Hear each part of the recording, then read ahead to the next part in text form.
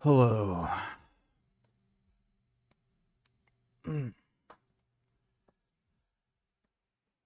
Oh, jeez. Fuck. Oh, god damn it. Dude. Airspace for supporting PBS.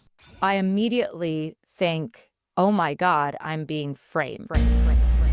This is impossible. I cannot explain how this could be. Meredith's DNA should not be on the knife that was found at my boyfriend's house. Amanda Knox spent 4 years in prison for a murder that she didn't commit. The media circus was honestly pretty insane, all because some tiny invisible molecules seemed to say that she did it. Her pleas fell on deaf ears. Amanda Knox is now a convicted killer. A lot of magical claims were made. No, vegans aren't assholes, we're dicks, and meat eaters are the assholes when we fuck assholes. About how if you find DNA, that it's unquestionable and it definitively proves guilt. Forensic DNA technologies become so sensitive that today a single cell's worth of genetic material can be detected at a crime scene and identified to solve that crime. Or at least, that's how it's supposed to work. But just because there's DNA doesn't mean we know what happened. what happens if we push that Come, is there a bug? Uh-oh. I think Gum sees a bug. Gummy, no. Oh my god, don't try to jump. No! No!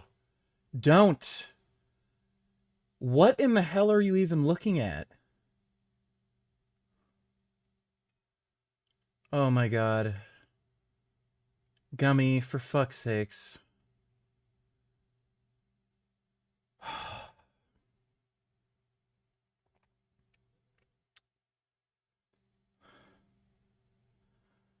Why does your Steam profile say you're a communist hippie? It's just a joke, dude. I don't even know what he sees. That's gotta be a bug.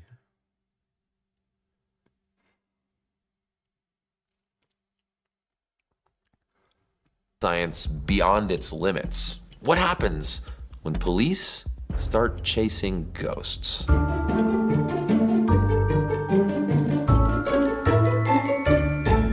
Hey smart people, Joe here.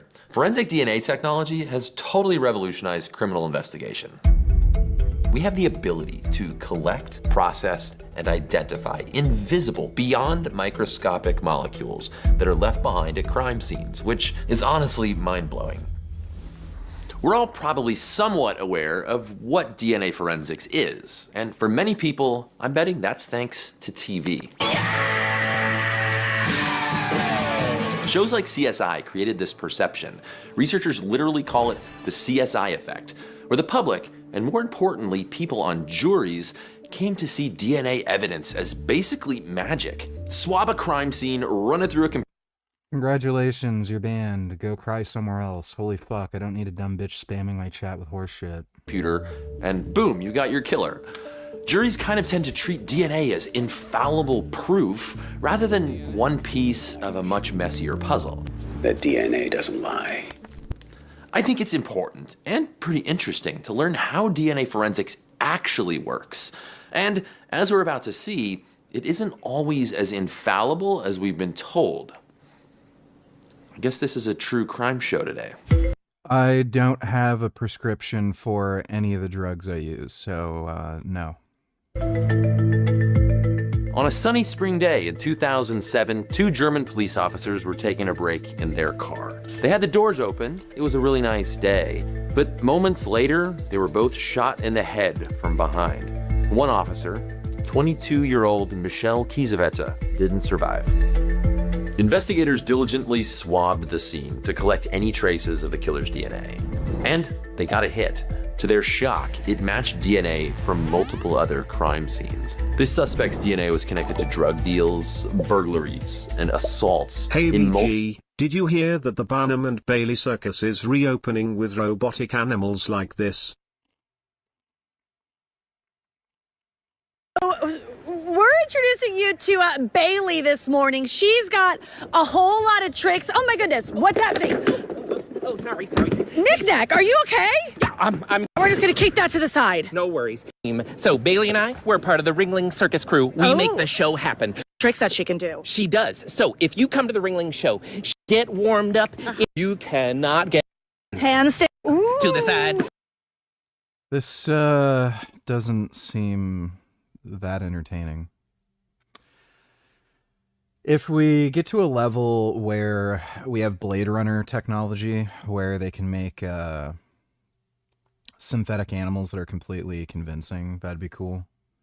But this is just not interesting looking. That's probably like some Chinese robot too, not like a Boston Dynamics one. Thanks for the donation though, Dodo. Multiple countries across Europe. In addition to a half-dozen other murders, a serial killer and super criminal was haunting Europe. The strangest part? All DNA evidence pointed to the fact that the killer was a she, despite the fact that only 1 in 6 serial killers are thought to be women. She was tied to several different accomplices, none of whom would give her up to police. Authorities figured they were all just too scared of her to snitch. Police eventually linked her DNA to 40 different crime scenes across Europe, going back to 1993. She was dubbed the Phantom of Heilbronn because no one ever saw her commit these crimes, but her DNA was everywhere. Well, fast forward to April 2008. As evidence is piling up, investigators announce we're closing in on her.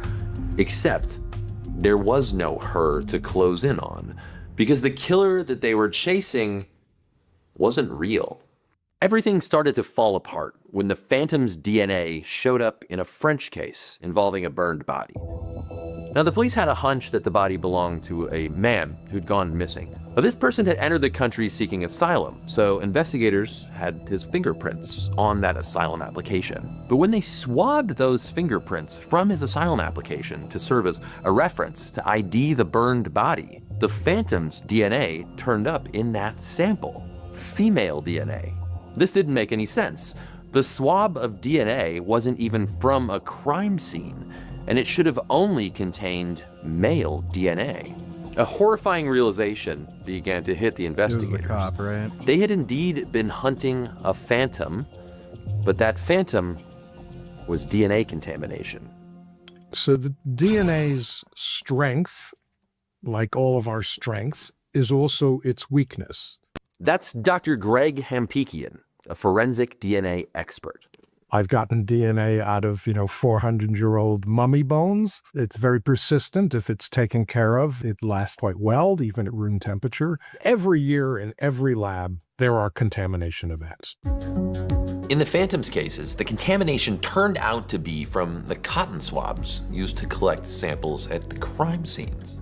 Those swabs had come from a factory in Bavaria, where they'd been contaminated with DNA from a woman who worked there at the factory. Her DNA matched the Phantom profile at all of those crime scenes. A few stray molecules had led police on a wild goose chase across Europe for years.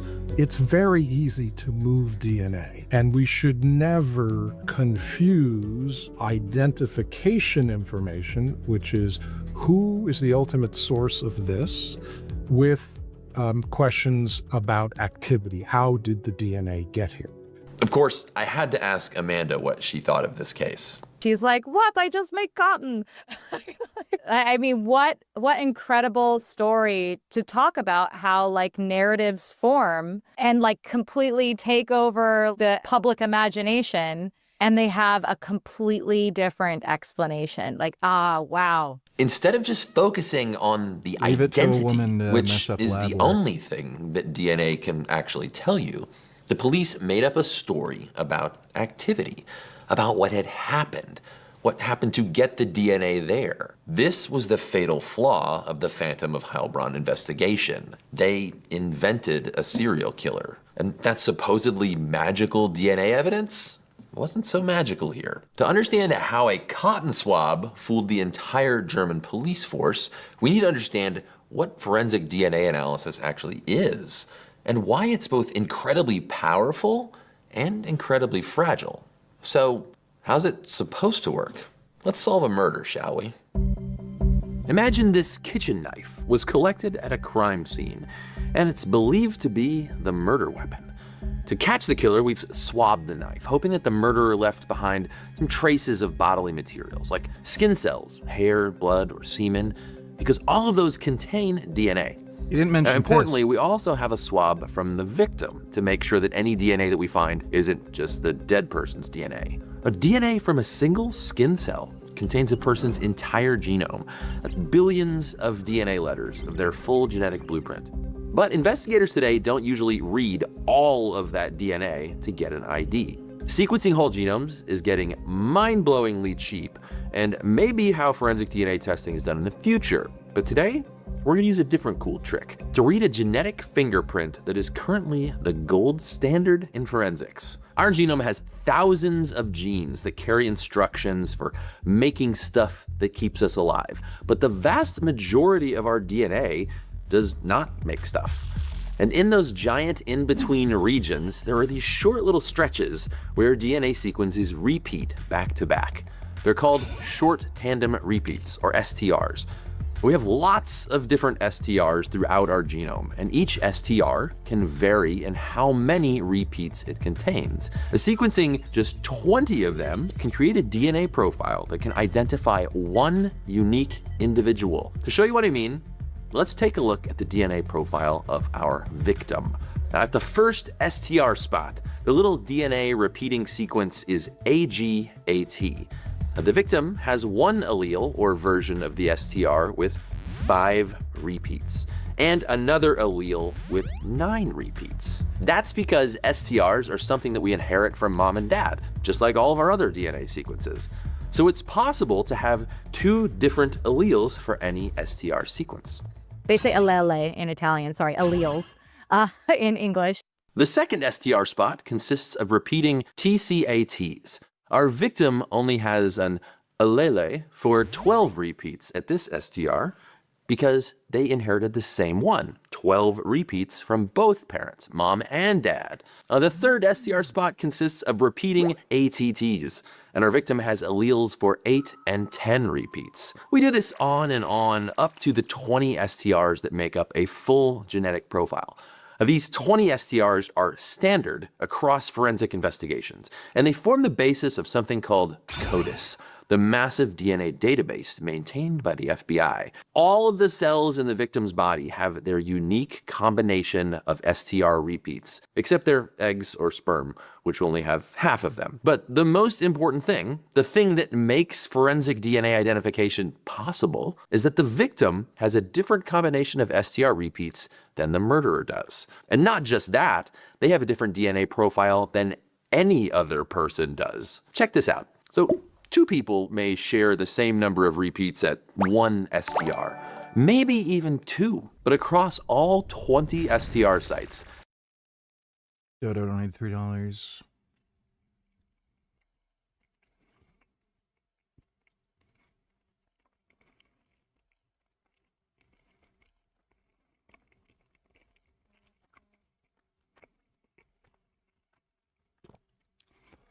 These are all the lefty counter protesters, right?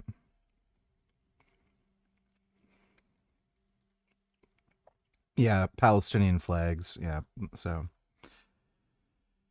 counter protesters. Like, again, the crazy violent rhetoric these people have, like, that also just aligns perfectly with communism. Anybody who disagrees with the, commie ideology, they have to be killed. Thanks for the donation, though, Dodo.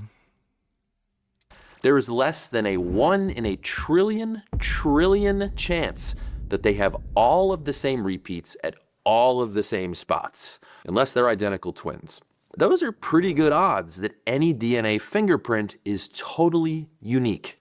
So let's go back to our murder weapon. The swabs will have picked up DNA from our victim, and now that we have the STR profile from our victim, we can easily separate it from any other STRs that we may find in the mix. Any other DNA profiles we find, it might be the murderer. We can then run those STR profiles against those of any suspects to see if there's a match, or run it through CODIS to search for matches from this giant database of criminals and other crime scenes. And we found another DNA profile that matches someone near the case. So does that mean it's our murderer? Well, not so fast. First, I need to tell you about Lucas Anderson. 5,600 miles away from Heilbronn in Santa Clara County, California, Lucas Anderson was having a very bad day. In December 2012, his DNA was found in a sample taken from under the fingernails of a wealthy California investor who'd been tied up and killed during a home break-in. Lucas's name popped up as the match to that DNA because he was in the database due to his past criminal record. He also had memory problems from an old head injury, and he routinely blacked out due to alcoholism, so he honestly couldn't say for sure that he was innocent. To the prosecutors, this looked like an open and shut case. The DNA analysis worked as it should. It provided an unambiguous match to a known criminal, and there was plenty of circumstantial evidence to write a story of what happened that night. Lucas was sent to jail on a murder charge, which could carry the death penalty. But as his lawyers combed through evidence trying to save him from death row, they found something pretty important. The night of the murder, Lucas had been in the hospital for alcohol intoxication after collapsing at a store. So how could his DNA be at the scene of the crime? Wait, there's footage.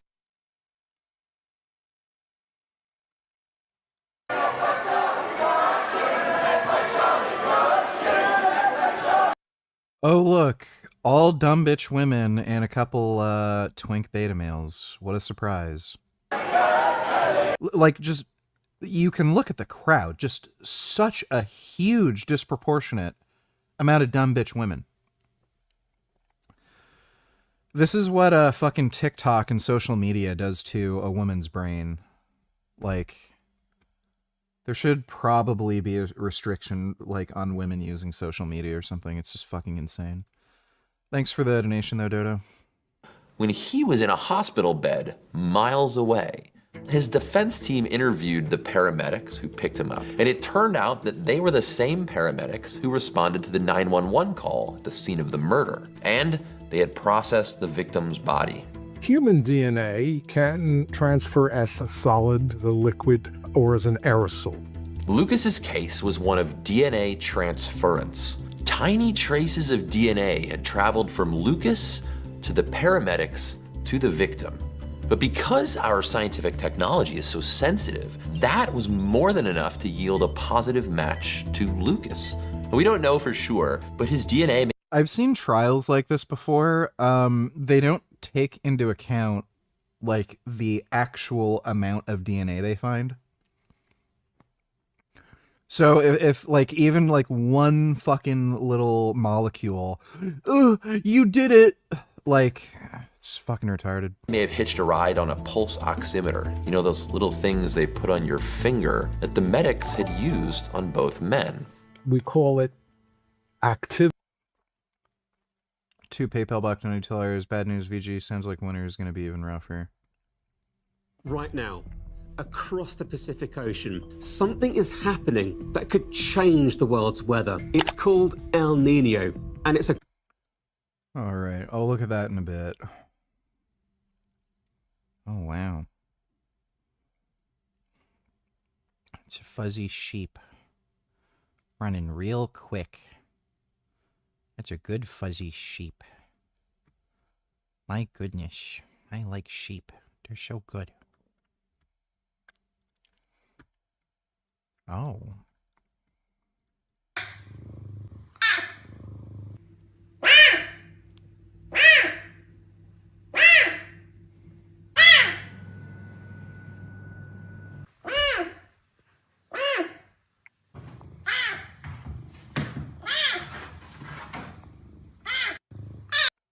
It's pretty good.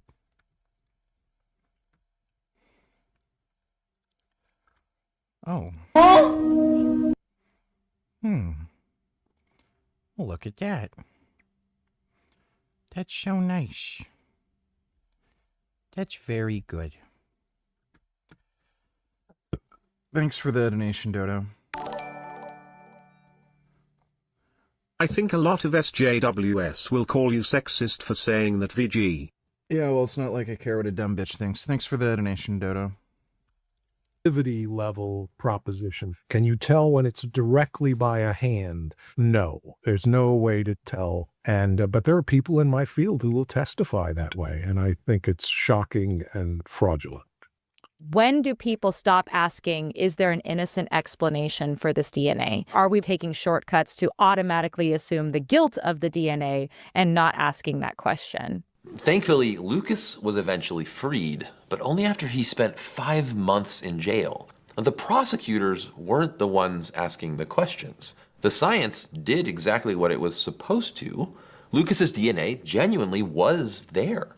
And that was enough for them to construct a narrative about what that DNA meant. A narrative that could have sent an innocent man to death row. And this is nothing compared to what happened with Amanda Knox. 20-year-old Amanda was studying abroad in Perugia, Italy in the fall of 2007. She was living with her roommate, Meredith Kircher. She just started dating a local student named Rafael Solicito. On November 2nd, the unthinkable happened. Meredith's body was found in her bedroom of their shared apartment. She'd been sexually assaulted and brutally murdered with a knife.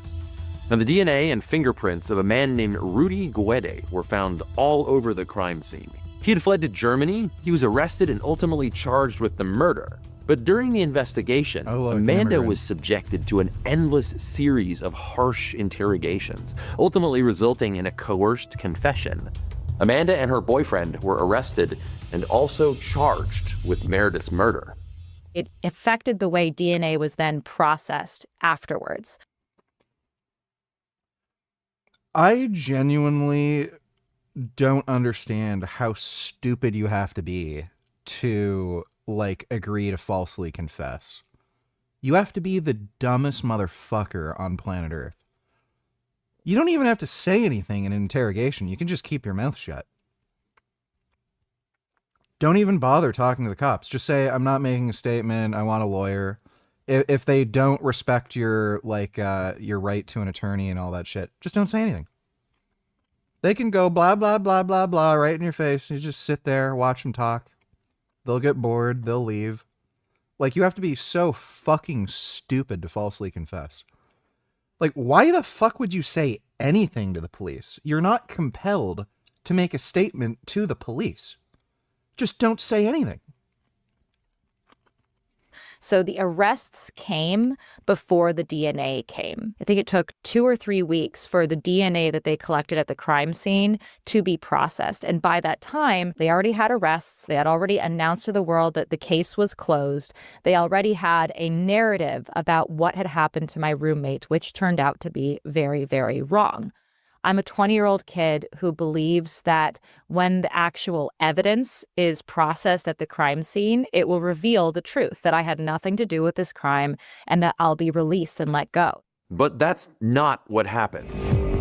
Investigators found a torn-off bra clasp from Meredith's room and a kitchen knife in Raphael's apartment. Forensic analysis identified Raphael's DNA on the bra clasp and Amanda's DNA on the knife handle and Meredith's DNA on the knife blade. Amanda was convicted of murder and sentenced to 26 years in prison, thanks in large part to this supposedly slam dunk DNA evidence. I mean, her DNA on a... Yeah, who cares why the DNA is there? Why bother using any critical thinking skills? Just, the DNA. I just love how cops think. JP donated $2. Fermented raw beef to feed the brain and nervous system. I'm not gonna watch that, but yeah, this guy is fucking retard. I also love how all these people who have all the biggest health secrets are weak pussy fucking idiots. Oh, 135 overhead press for 3. Oh my goodness. Wow. I've done, what, 225 for 3? Almost 100 pounds more than this guy, and that's when I was natural, by the way. So, yeah, congratulations. You're, pathetic.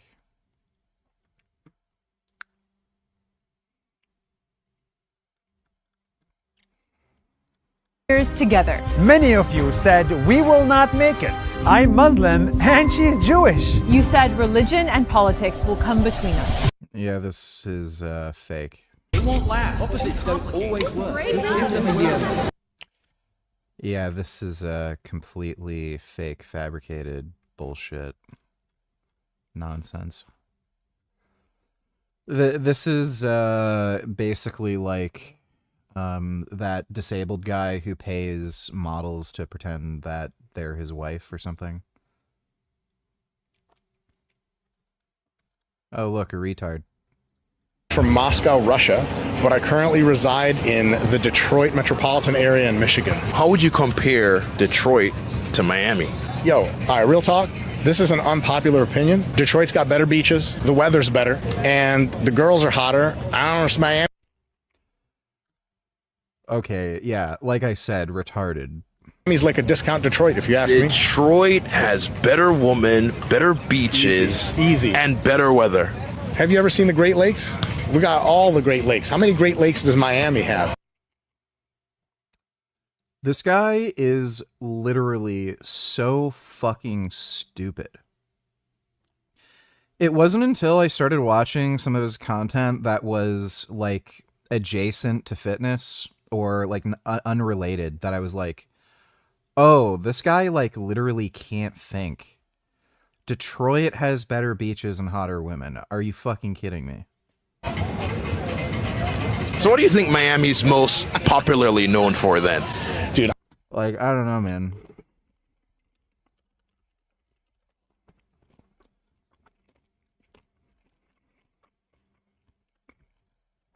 Like, there's obviously going to be hot girls in every city, but it's like, maybe if you're really into like ratchety black chicks, like she's cute, but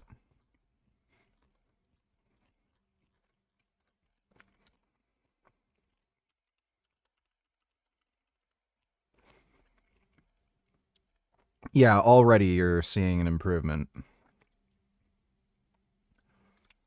And there's some fine-ass black bitches in Miami, too, so if that's your thing. Like, give me a fucking break. Like, this guy is, like, actually genuinely fucking retarded. honestly, that was all backwards. Miami, I'm actually visiting for a month for work, is a vibe. And Miami's not just like one place. There are so many different districts. Like there's... Yeah, he's single now, too. His wife left him after he became a millionaire. So that should just tell you how intolerable he is. Midtown, there's Brickell, we're on South Beach right now, South Beach. It's just a vibe 24/7, and people are just kind of doing their own thing, especially on South Beach. Everyone's kind of expressing themselves in the super unique way. I'm sure you guys can get a lot of B-roll of people doing all kinds of stuff, especially in the fitness area, and everyone's just chill, man. It's like, and it's all ages, all races, all bodies. It's a dope vibe. So what do you feel like Detroit is missing from Miami? The people, the weather, the beaches. No, Detroit's a vibe too, different kind of vibe. Man, it's February right now, and so in Michigan it's like negative some shit. It's like the Arctic right now. Is it expensive to live in Detroit? So the metro Detroit, like the whole area, there's parts. So like Bloomfield Hills is like $10 million homes. There's parts of Detroit and other suburbs around that like you could buy a house for $30,000. It's like a mansion, but it's kind of like broken down and shit. So depending on the area, Detroit can be very affordable. It's a great place to live. And you know what? Miami's actually surprisingly affordable. What would you say is more expensive though between the cities? Affordable? On average cost of living, if I was ChatGPT. Okay. Compared to like literally anywhere in Canada, yeah, Miami is pretty affordable. Like you can get a shack in the middle of the woods for $1 million fucking dollars here. So like, yeah, compared to Canada, I guess it's pretty affordable.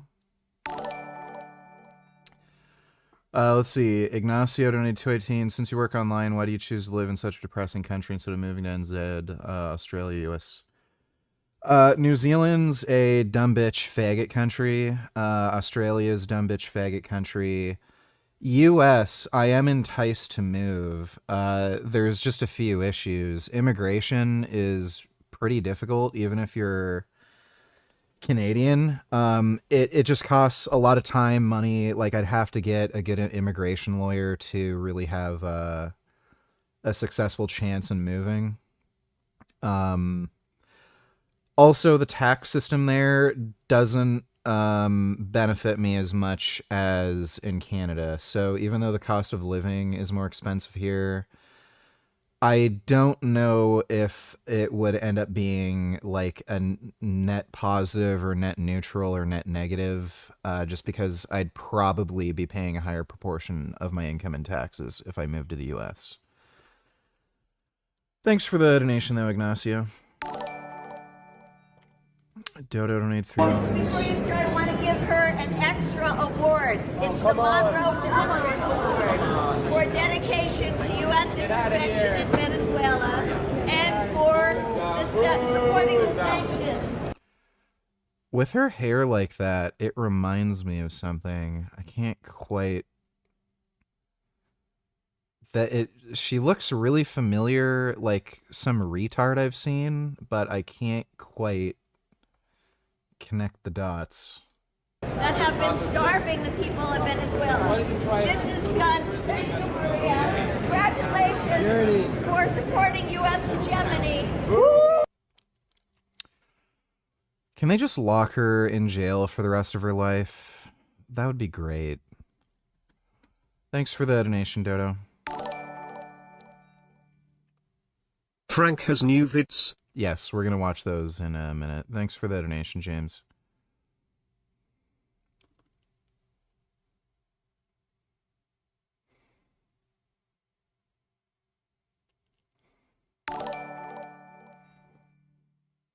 To be fair, the US isn't all that great either.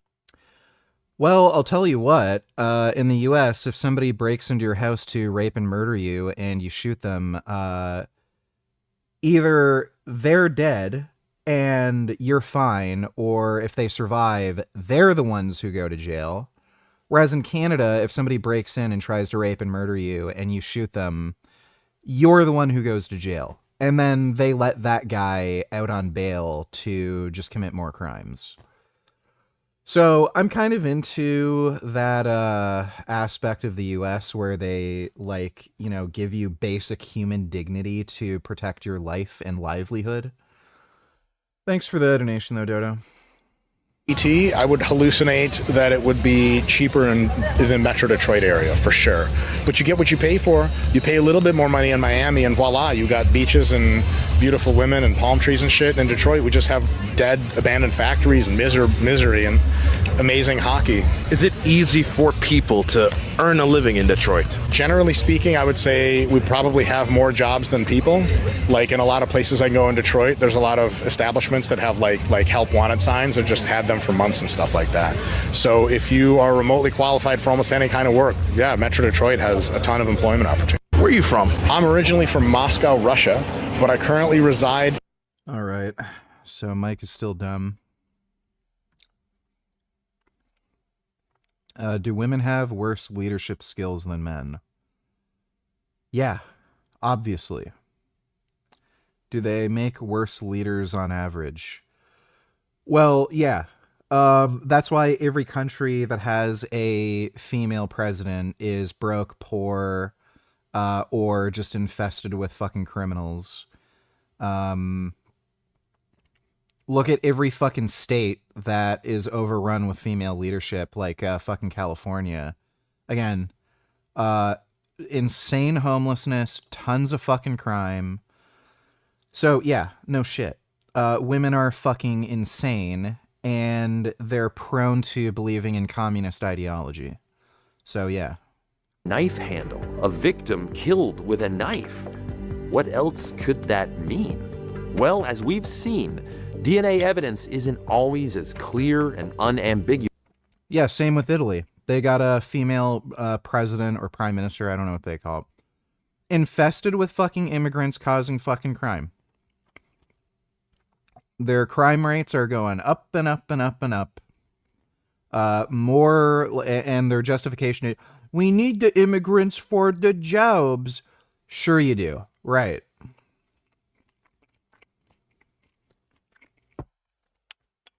This, like, idea is just so fucking insane to me that we have modern Western societies that literally cannot possibly function unless we bring in mass amounts of dirt cheap, retard, menial fucking foreign labor.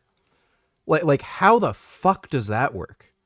So like you're telling me we need to replace the majority of the fucking population with unproductive, broke retards in order to have people work at fucking Starbucks? US as TV would lead you to believe. You have DNA experts at war with each other who are each claiming to have authority over the truth. It was just incredibly frustrating for me to have to sit there and listen to people construct a reality out of whole cloth, all for the sake of the narrative.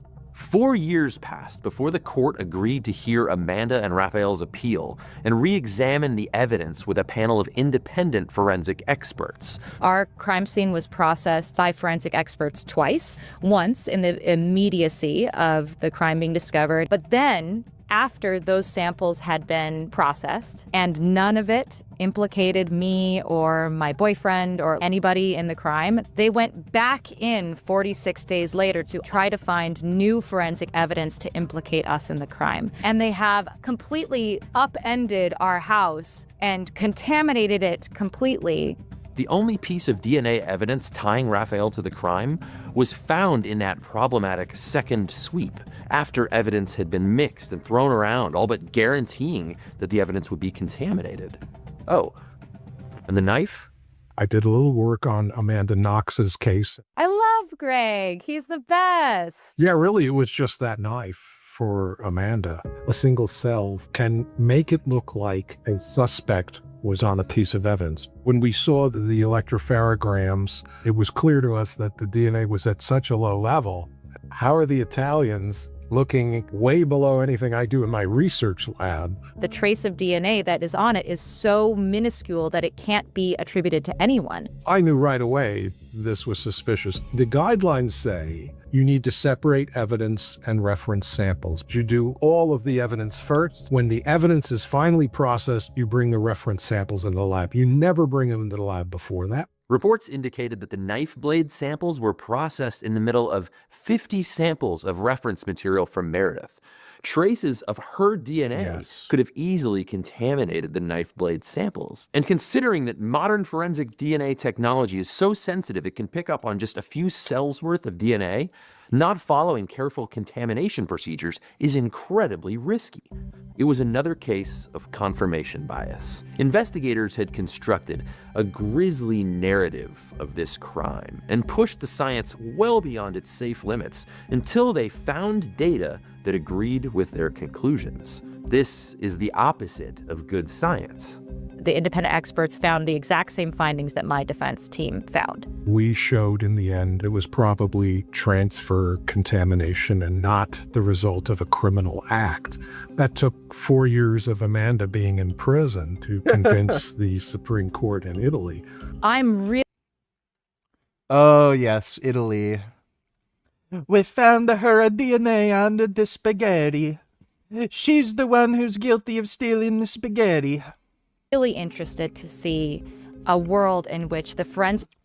That's just great how a bunch of dumbass, retarded fucking cops and prosecutors can lock you in fucking jail for 4 fucking years because the DNA, like literally no critical thinking skills whatsoever. How did it get there? What was like the context of it being there? What was like the strength of the sample? The DNA spaghetti. Evidence comes so quickly that it can be the thing that guides the narrative construction as opposed to the thing that tries to... I hope she got like a huge compensation for that. Like that is just insane. I can't imagine having 4 years of my fucking life thrown away because some dumb spaghetti eating fuckwit, DNA spaghetti, justify an already established narrative. In a world like the one Amanda describes, with faster, better forensic science, how many other people would never have been arrested for those crimes they didn't commit?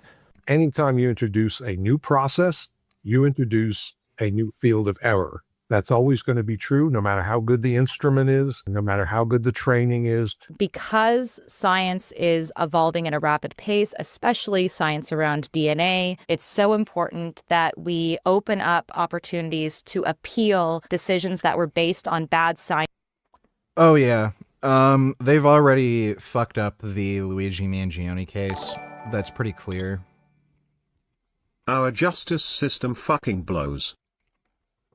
Well, this is the Italian justice system, but yeah, America's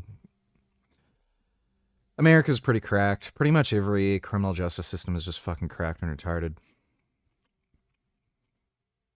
It's just widespread systemic corruption and retardation. So prosecutors are just motivated to prosecute. They're not actually motivated to actually lock up criminals and ensure innocent people aren't convicted. They just are motivated to only get prosecutions. And they know when they're deep into a case too, once like it's obvious, okay, we got it wrong and they can get sued, then they double down, they start fabricating evidence, hiding evidence and shit. Like that's what happened to Alec Baldwin. And yeah, with the Luigi Mangione case, like you see this all the time when there's like a very clear open shut case. This guy obviously did it. That's actually when they tend to fuck up the most because like their guard is down and then they start doing things like it's like a righteous form of corruption. Like, oh, this guy obviously did it. I know he did it. So I'm just going to make it like, I'm just going to like fudge the evidence here because this guy obviously has to go to jail. A lot of that happened with the O.J. Simpson case. That's one of the big reasons he got off because they were able to provide reasonable doubt showing that the prosecution lied, fucked up forensic evidence and shit. They actually got one of the one of the officers who was in the case to plead the fifth on the fucking stand when he was asked if he lied during his testimony. So the guy like literally admitted to perjury on the fucking stand during the O.J. Simpson case. And that's just the type of shit they do when they're so sure of themselves. Like, oh, this guy did it, and then they end up getting caught. Like, I wouldn't be surprised if that sort of shit happens in the Luigi Mangione case. Balsa Moose donated $2. He ate $1. Oh.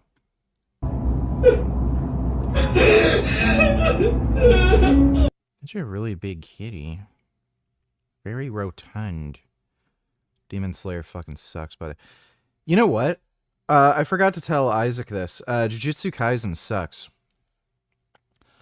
He told me it gets really good in season 2. I'm deep into season 2. That show is not worth watching.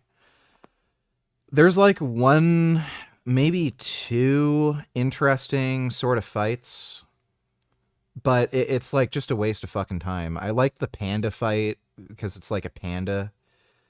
And there's like that one chick that can't do magic or something, but she has all the weapons. I thought she was kind of a cool character. But I just keep watching it and it's like, this is, it's like Action Movie, the movie, you know?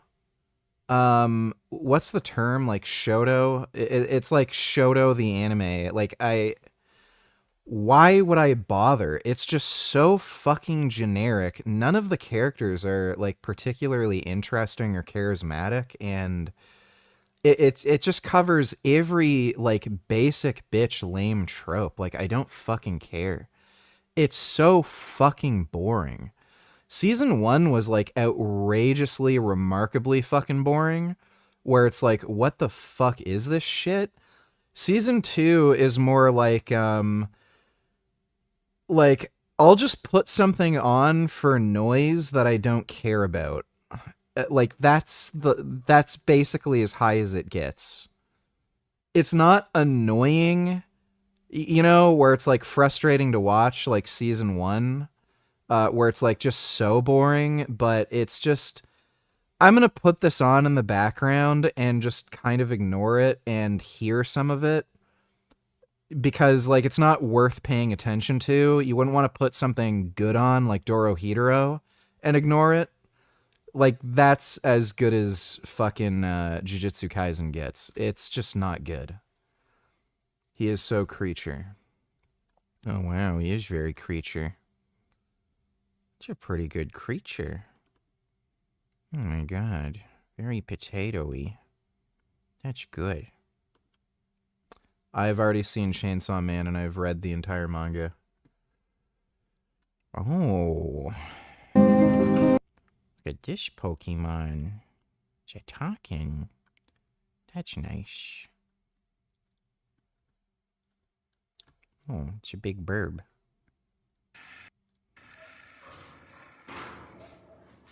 Wow.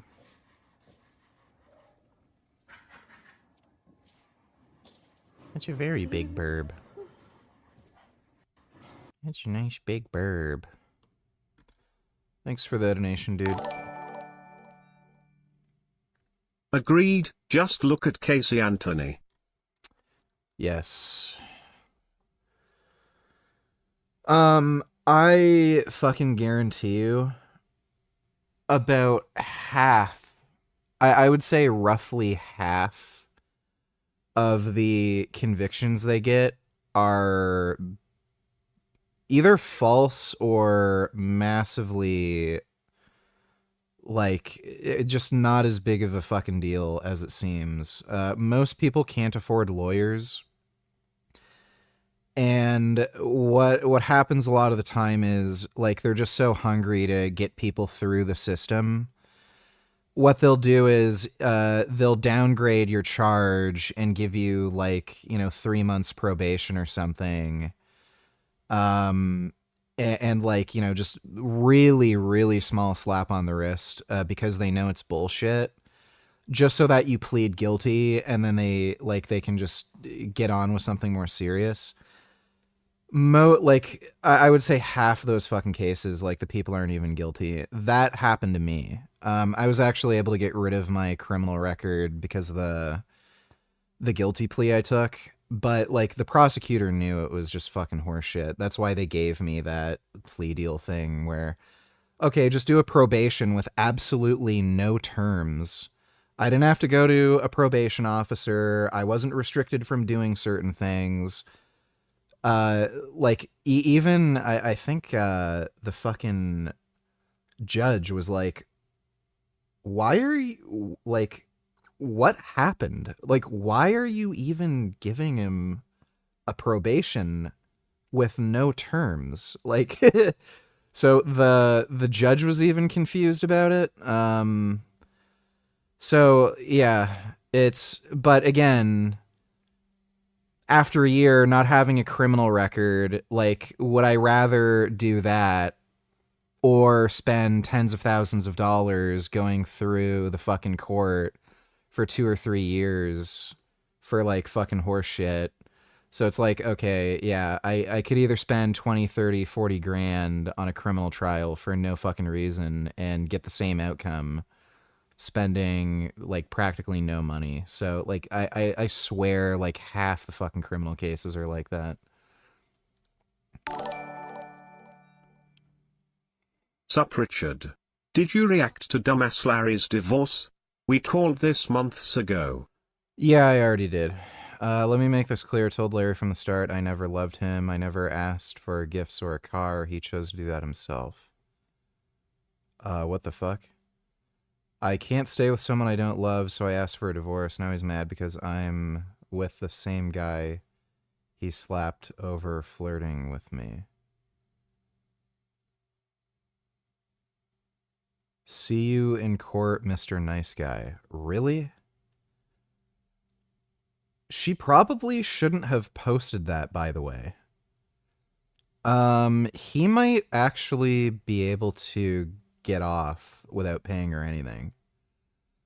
Especially since she's already got a partner who she's probably leeching off of.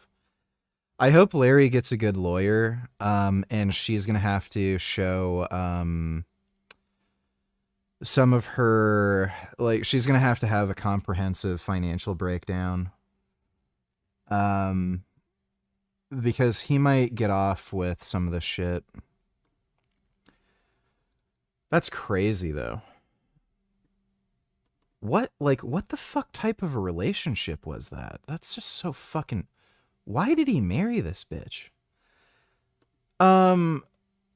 Even as crazy as Larry is, I have to figure there's no way he'd marry a chick who literally said, "I don't love you."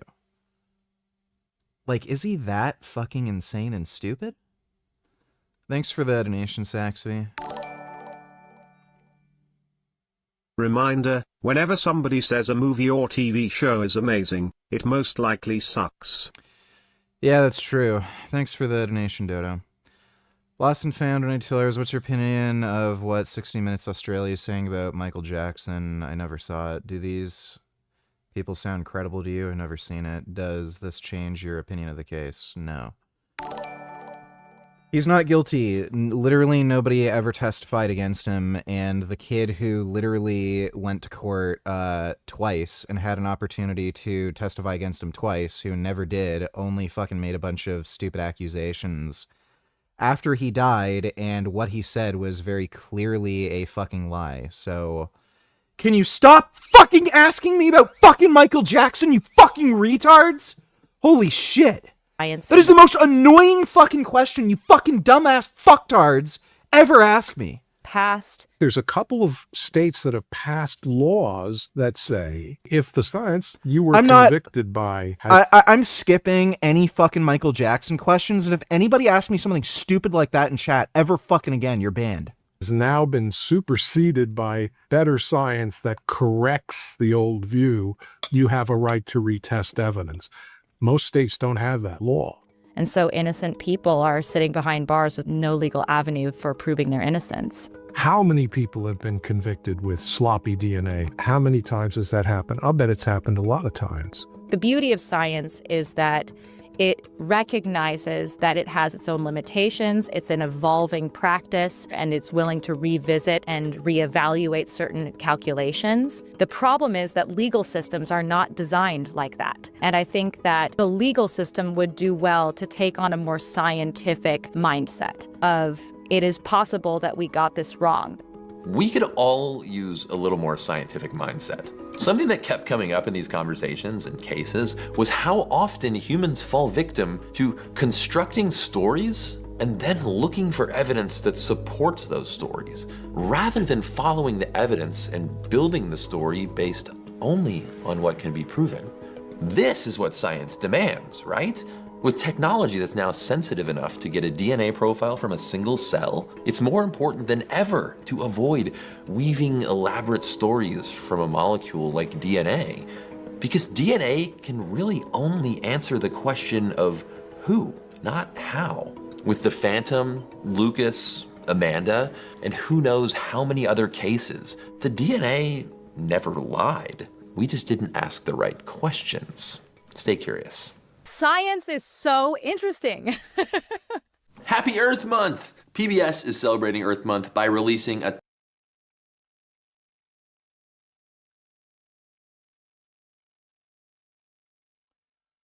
All right, some of these look pretty fucking stupid.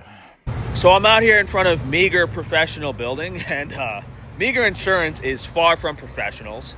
My house is completely destroyed, and they refuse to pay the claim. And this street is like kind of crazy. It's almost like a main highway. And I bought these flyers, which were basically a waste of money because most stuff is done online now. You know, I can't stand here and hand out flyers to people walking in the building. It's probably private property. I'd get trespassed anyway.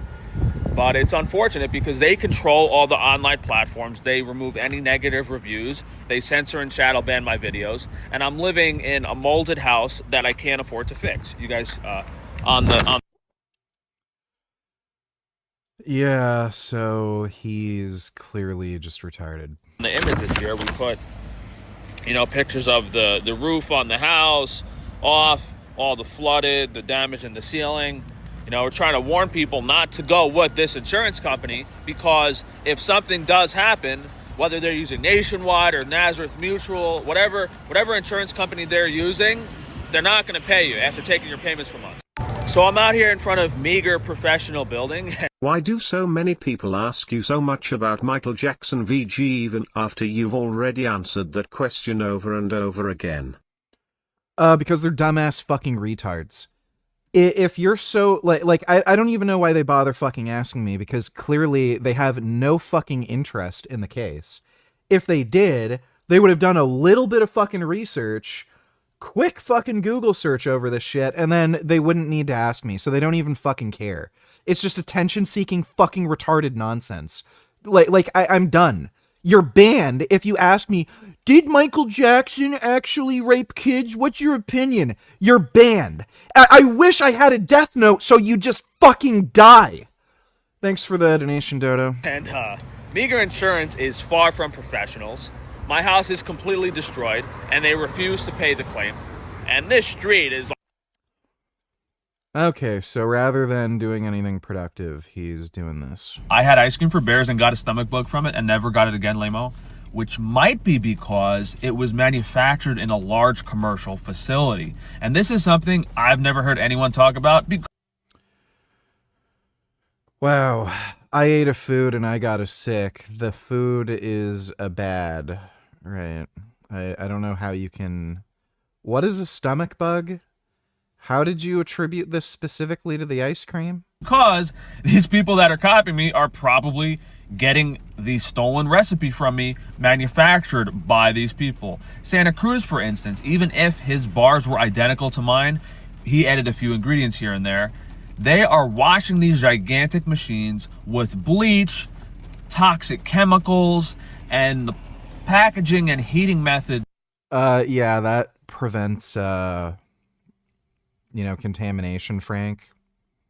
Those are like cleaning chemicals. This is like saying, oh, you washed your hands after you went to the bathroom. No wonder I got sick after you made my food. No, you want poop all over your hands, right? There's toxic chemicals in the soap that got onto the food. Just leave your hands with shit on them and then make my food and I'll eat it. Used in these giant facilities compared to a small retail store like mine making it by hand, that is something you never hear people talk about. The large commodity negatives when you're buying ingredients. Oh yeah, we know his food's handmade. We see him rub his dirty fucking fingers all over the fucking food he sells, and you literally see dirt caked in his fucking fingernails. And who knows if it's even dirt. I'm sure this dumbass doesn't even fucking wash his hands and knows how to wipe properly. It's by the bulk in thousands of pounds. There's no way. You just lose quality regardless. Unless it's small batch made, you're going to have problems. Yeah, right. That's why everyone gets like sick and dies from eating commercially produced products, right? Remember the last time you had like Special K cereal, you nearly died? Oh, it's because it was made in a large facility.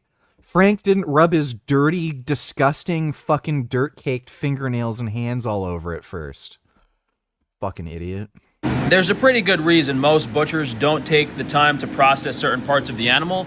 Partly because it's disgusting and horrific, and who the fuck would eat this? because it's a horror movie, and partly because it's a lot of work and not that profitable. So we actually just de-skinned the pig's head.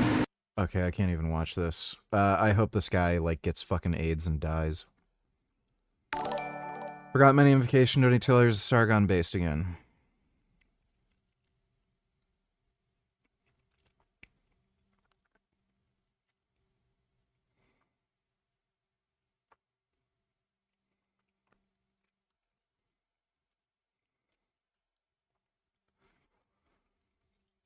Defended himself. No one was killed. 1.250. 1.2 million bail. Stabbed Austin Metcalf. Metcalf died at scene. 250K bail. Where did the stabbing take place?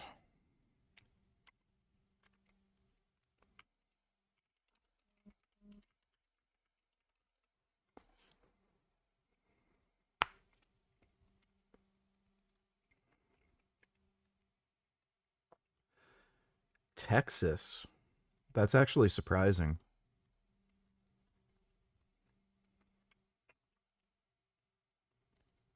Frisco, Texas. Is that like a liberal area?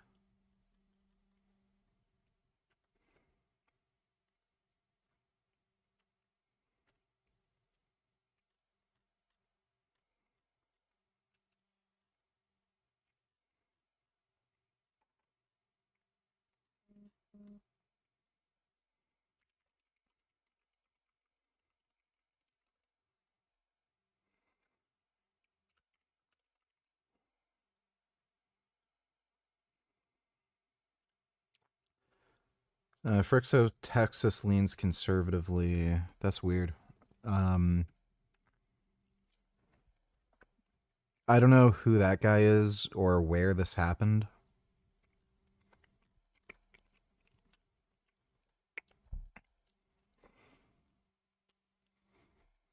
There's almost certainly, yeah, a racial bias, though. Where, you know, the idea is, give the darkie a break kind of thing. I do see that a lot. Thanks for the donation. Forgot my namification. Dodo donated $2.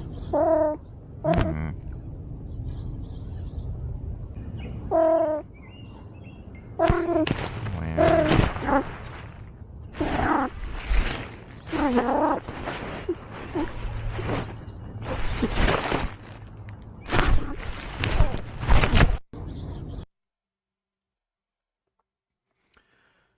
18-year-old got stabbed by an Indian recently, and the stabber said he was racist, and the kid was bleeding out while getting arrested for a hate crime.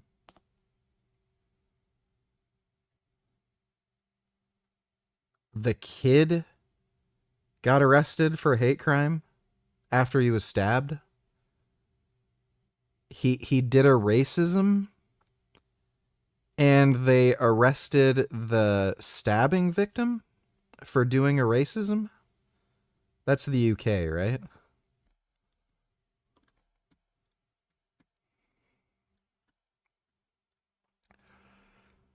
Nakba, pro-jihadist toss water at a Jewish guy, gets arrested, then cries victim, like the Arabs in 1948. Yeah, basically. Like an idiot. You're assaulting them first. No. At least he's been reasonable.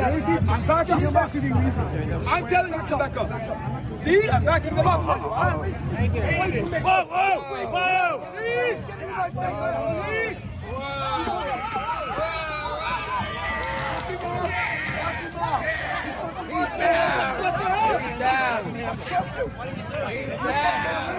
Goodbye! Okay, well, he's fat. Covering new details about one of the Trump administration's top public health officials who led the public federal response this week on hantavirus. Dr. Brian Christine stood before reporters promising a response grounded in science Specialist and in grounded in penile implants? transparency. But before joining the administration, Christine was an Alabama urologist with little experience in federal public health. He specialized in penile implants and once hosted a YouTube show called The Erection Connection on his procedures. K-File also found a history of far-right commentary and conspiracy-tinged remarks, including comparing the Biden administration to Nazi Germany, questioning the 2020 election, and suggesting the COVID vaccine did little to stop the pandemic. CNN's Andrew Kaczynski of K-File is out front with us now. Andrew, what'd you learn? Well, that's right. Christine has one of the most important public health jobs in the country as the Assistant Secretary of Public Health. His office deals with infectious disease policy, women's health, family planning, and the U.S. Public Health Service Commission Corps, which makes him a 4-star admiral in charge of the more than 5,000 uniformed public health officials who deploy during emergencies. But before taking this role, we Penile implant specialist. found his experience was not in public health. He was a urologist in private practice in Alabama, where he specialized. Those penile implants are fucking horrifying. I've seen so many fucking horror stories where dudes get infections, or over time the implant causes the buildup of scar tissue, and then it makes your penis like crinkle up and like twist and shit. It just seems like a really fucking bad idea. In penile implants, and was a conservative anti-abortion activist and former Republican candidate for state senate. He also Okay, well, yeah, that all checks out. Yeah, Trump DEI pick.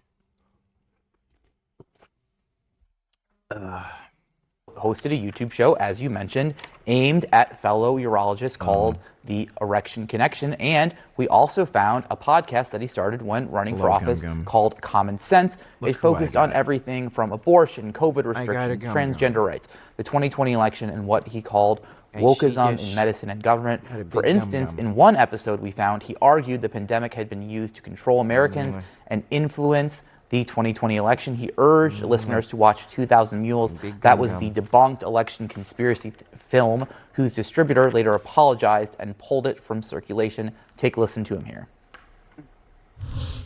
This is probably the most important thing that's happened during the pandemic, is that there is no question that the pandemic was used to influence the outcome of the 2020 elections. Just watch 2,000 Mules. We know that there have been people who have died from that, but we also know that most people who get infected aren't going to die. Most people who get infected aren't going to get sick.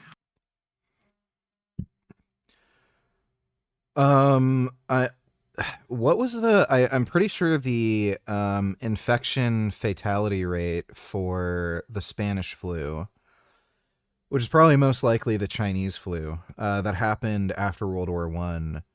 That was the deadliest flu season ever in American history. I think it had an IFR of like 5%. So only about 5% of people who got it died. But like that, when you look at a population level where pretty much everyone gets it, that ends up adding up pretty fucking quickly. And wasn't that like... That was like over 1 million deaths or something. It was really high.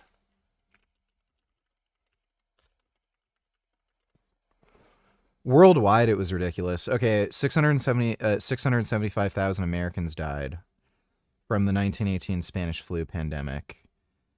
And 22 infected 22 million people in the United States. So, like, what does he mean by that? And apparently, worldwide, it killed about 50 million people. So, most people who got the virus didn't die. That doesn't... Like, would he still say this if you had an IFR of like 49%? Like, that would still be technically correct. Most people who get it don't die. Yeah, just 49%, not like 51%. Like, it's not the majority. Okay, so this guy is like just a fucking insane crackpot. Holy shit. But yeah, that's a typical Trump staff pick. Stop these endless wars. He's voting in favor of these endless wars. Stop taking money from Apex. Stop voting for wars and call out Israel for genocide. Who do you represent? The people of the west side of Los Angeles or the Israeli government? You got to stand strong right now, Representative. Yeah, so you can tell they have no idea what they're talking about, and they're also gay beta male faggots. 100,000 to 50,000 years ago, there's a quickening of the pace of change in culture. You see the first extensive representational art and like... Dude, imagine living back then and this being like the hottest female body you can think of. I don't know how the human fucking race is like got through that. If that's the fucking sexiest thing you can think of. Like, holy fuck. I'd rather jerk off to like, you know, curvy tree branches at that point.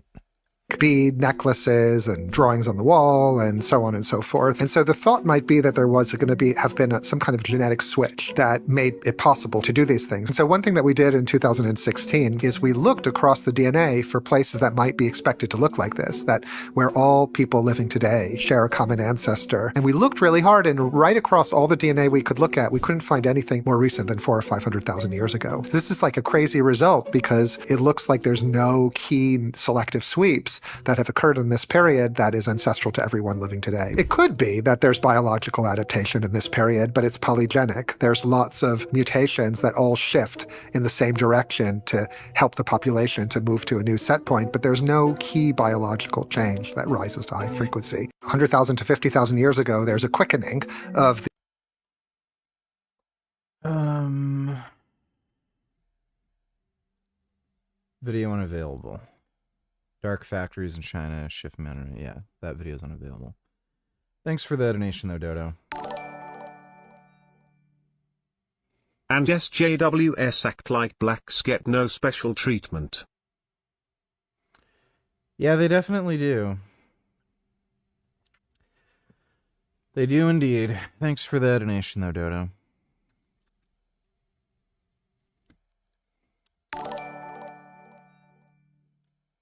Sing this and dedicate it to Pat.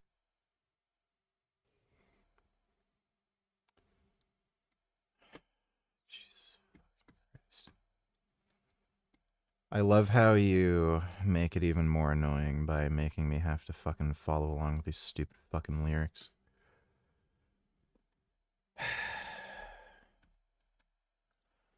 Okay, I'll do it. Thanks for the donation, dude. Wait. Why is this... Does this just repeat over and over and over again? Did something happen with that link? No. It's just like... one tiny... I have no idea what the fuck's gonna happen here.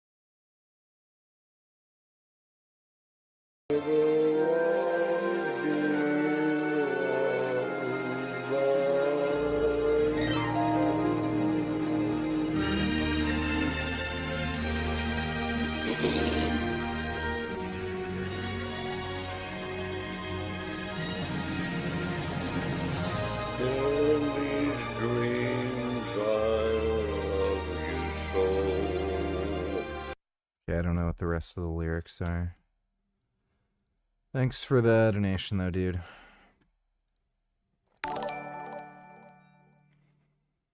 You think that's cracked? I've seen some Christian nut jobs honestly say that viruses aren't real.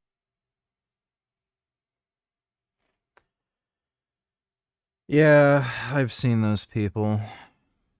Wasn't Jim Bob someone who is like a virus denier? I vaguely recall him saying something like, oh, what, they have like DNA in a lab and there are all these geometric shapes. Does that make sense to you? Like, yeah, I mean, you'll find dumbasses that hold like any crazy fucking belief. There's people who don't think birds are real. Thanks for the donation though, Dodo.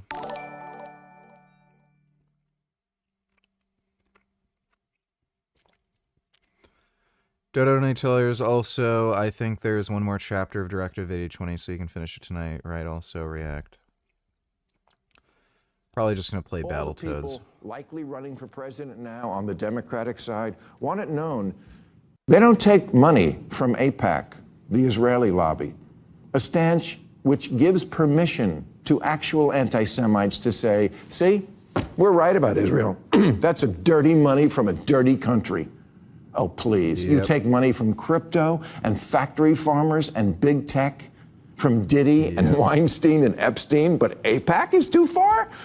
Let me just say this to all who ask me, why are you harder on the Democrats than you used to be? Until you fix this whole issue, stop asking me.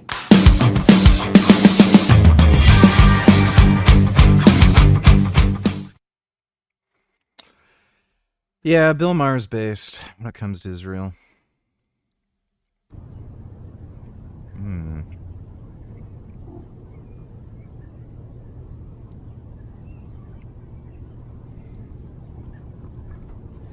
Oh my goodness. Wow, did you see that?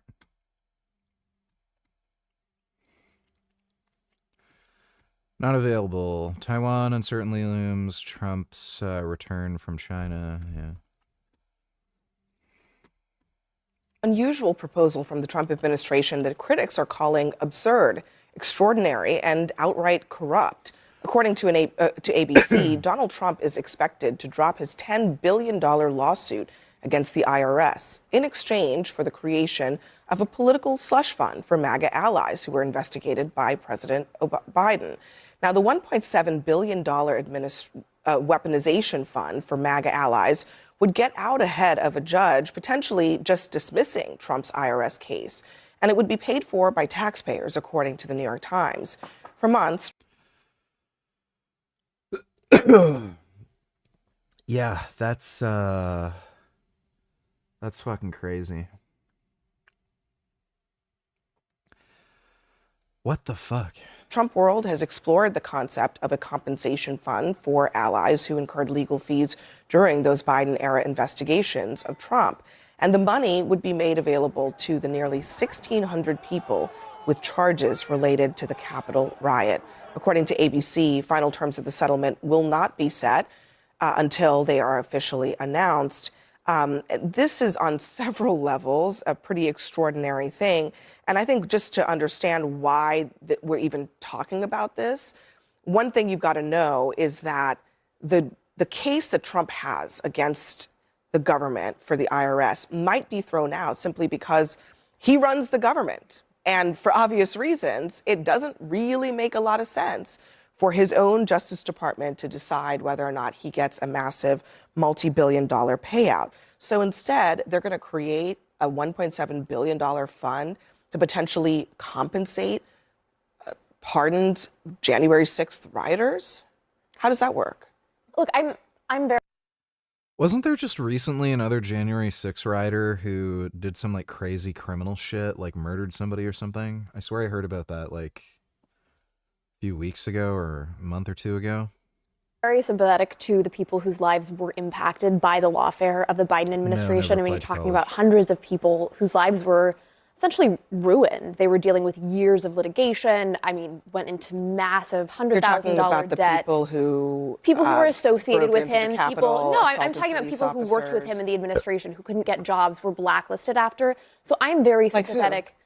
Like Hope Hicks, people who couldn't get jobs. Hope Hicks was never charged with anything. No, but I'm saying the lawfare, the people who had to spend years of their lives in response. I'm very sympathetic to that. She was held accountable for upholding an insurrection, so people wouldn't hire her? People who happened to be working in the administration to defend America and do what they thought was best. Private employers decided their to lives hold were those upended. But also, I'm very sympathetic to I don't that. think she's a great example because Hope Hicks was hired, okay? She was hired in private sector jobs after leaving the administration. She's fine.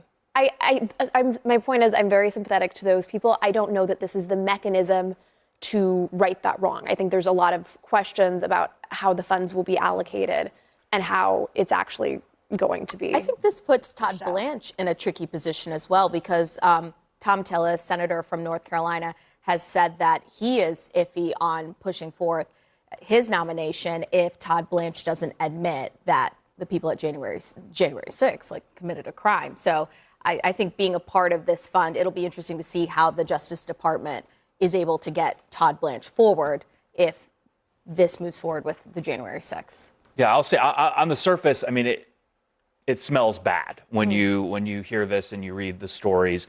But yeah, that sounds really bad. There's not really much you can do to excuse that. Thanks for the donation, Dodo. No, VG. Play the last chapter of Directive 8020 and then you can play Battletoads after that. Okay, fine. Thanks for the donation, Dodo. A global weather phenomenon that can reshape the weather, food and temperatures worldwide. Depending on where you are, it can mean devastating floods, extreme droughts, intense heat waves or raging wildfires. And this year, it's looking increasingly likely it's going to be strong, really strong. I'm Simon King, a lead weather presenter and meteorologist at the BBC. So let me explain how it works and what it could mean for us.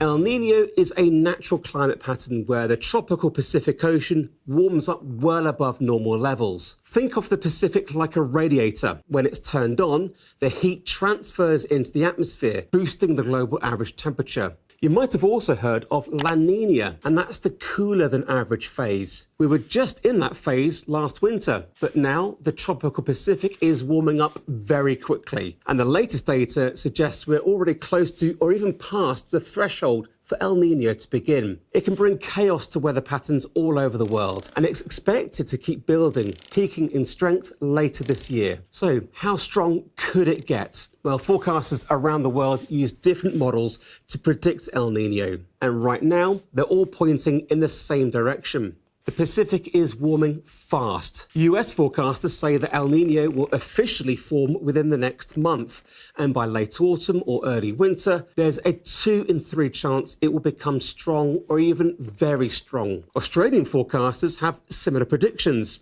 And European forecasters say that around half of their models show it could be one of the strongest on record. This has prompted some to call this a super, mega, or even Godzilla El Niño later this year. You'd have to go back over a decade to find a very strong El Niño in modern history. In 2015, 2016 and 1997, 1998, temperatures in the El Niño region of the Pacific were 2.4 degrees above average. And that's still lower than some forecasts for this year, which are suggesting the average temperature could be between 2.5 and 3 degrees warmer than usual. The strongest ever El Niño is thought to be in 1877, when the temperature was 2.7 above average. Though this was a very different era, when there were much fewer observations. So what does it mean for weather?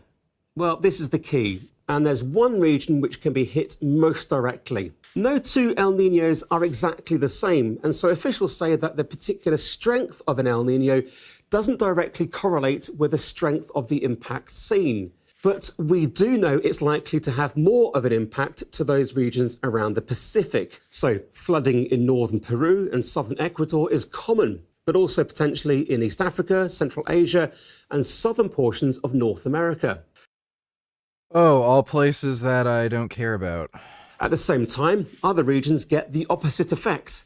El Nino tends to suppress Atlantic tropical storms, which might sound like good news, but for Central America, that leads to a lot less rainfall and potentially drought conditions. There is a greater chance of drought and wildfires in parts of Australia, Indonesia, and the north of South America, which can damage agriculture and reduce global food supplies. It will depend on the eventual strength of El Nino, but scientists are already suggesting that 2027 could become the warmest year on record. So how has El Nino affected the climate in the past? Well, the last El Nino in 2023-24 helped make 2024 the warmest year on record. And during the last very strong El Nino in 2015-2016 that I mentioned earlier, there was severe drought in parts of Africa, specifically Ethiopia and the Caribbean.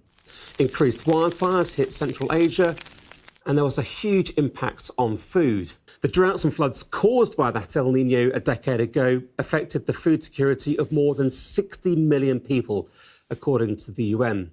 Chocolate is one example where we could be paying more later this year and into next. After the last El Nino, chocolate got 15% more expensive because dry weather in Ghana and the Ivory Coast affected the cocoa harvests. Should we be... 21st, donated $2 if these are students. I'm not watching them.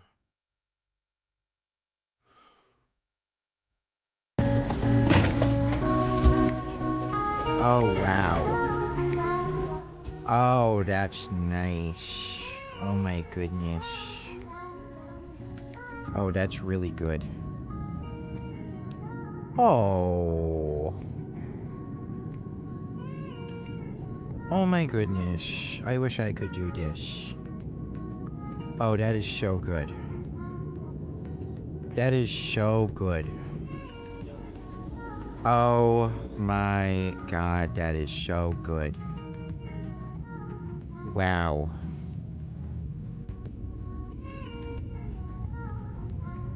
That's really good.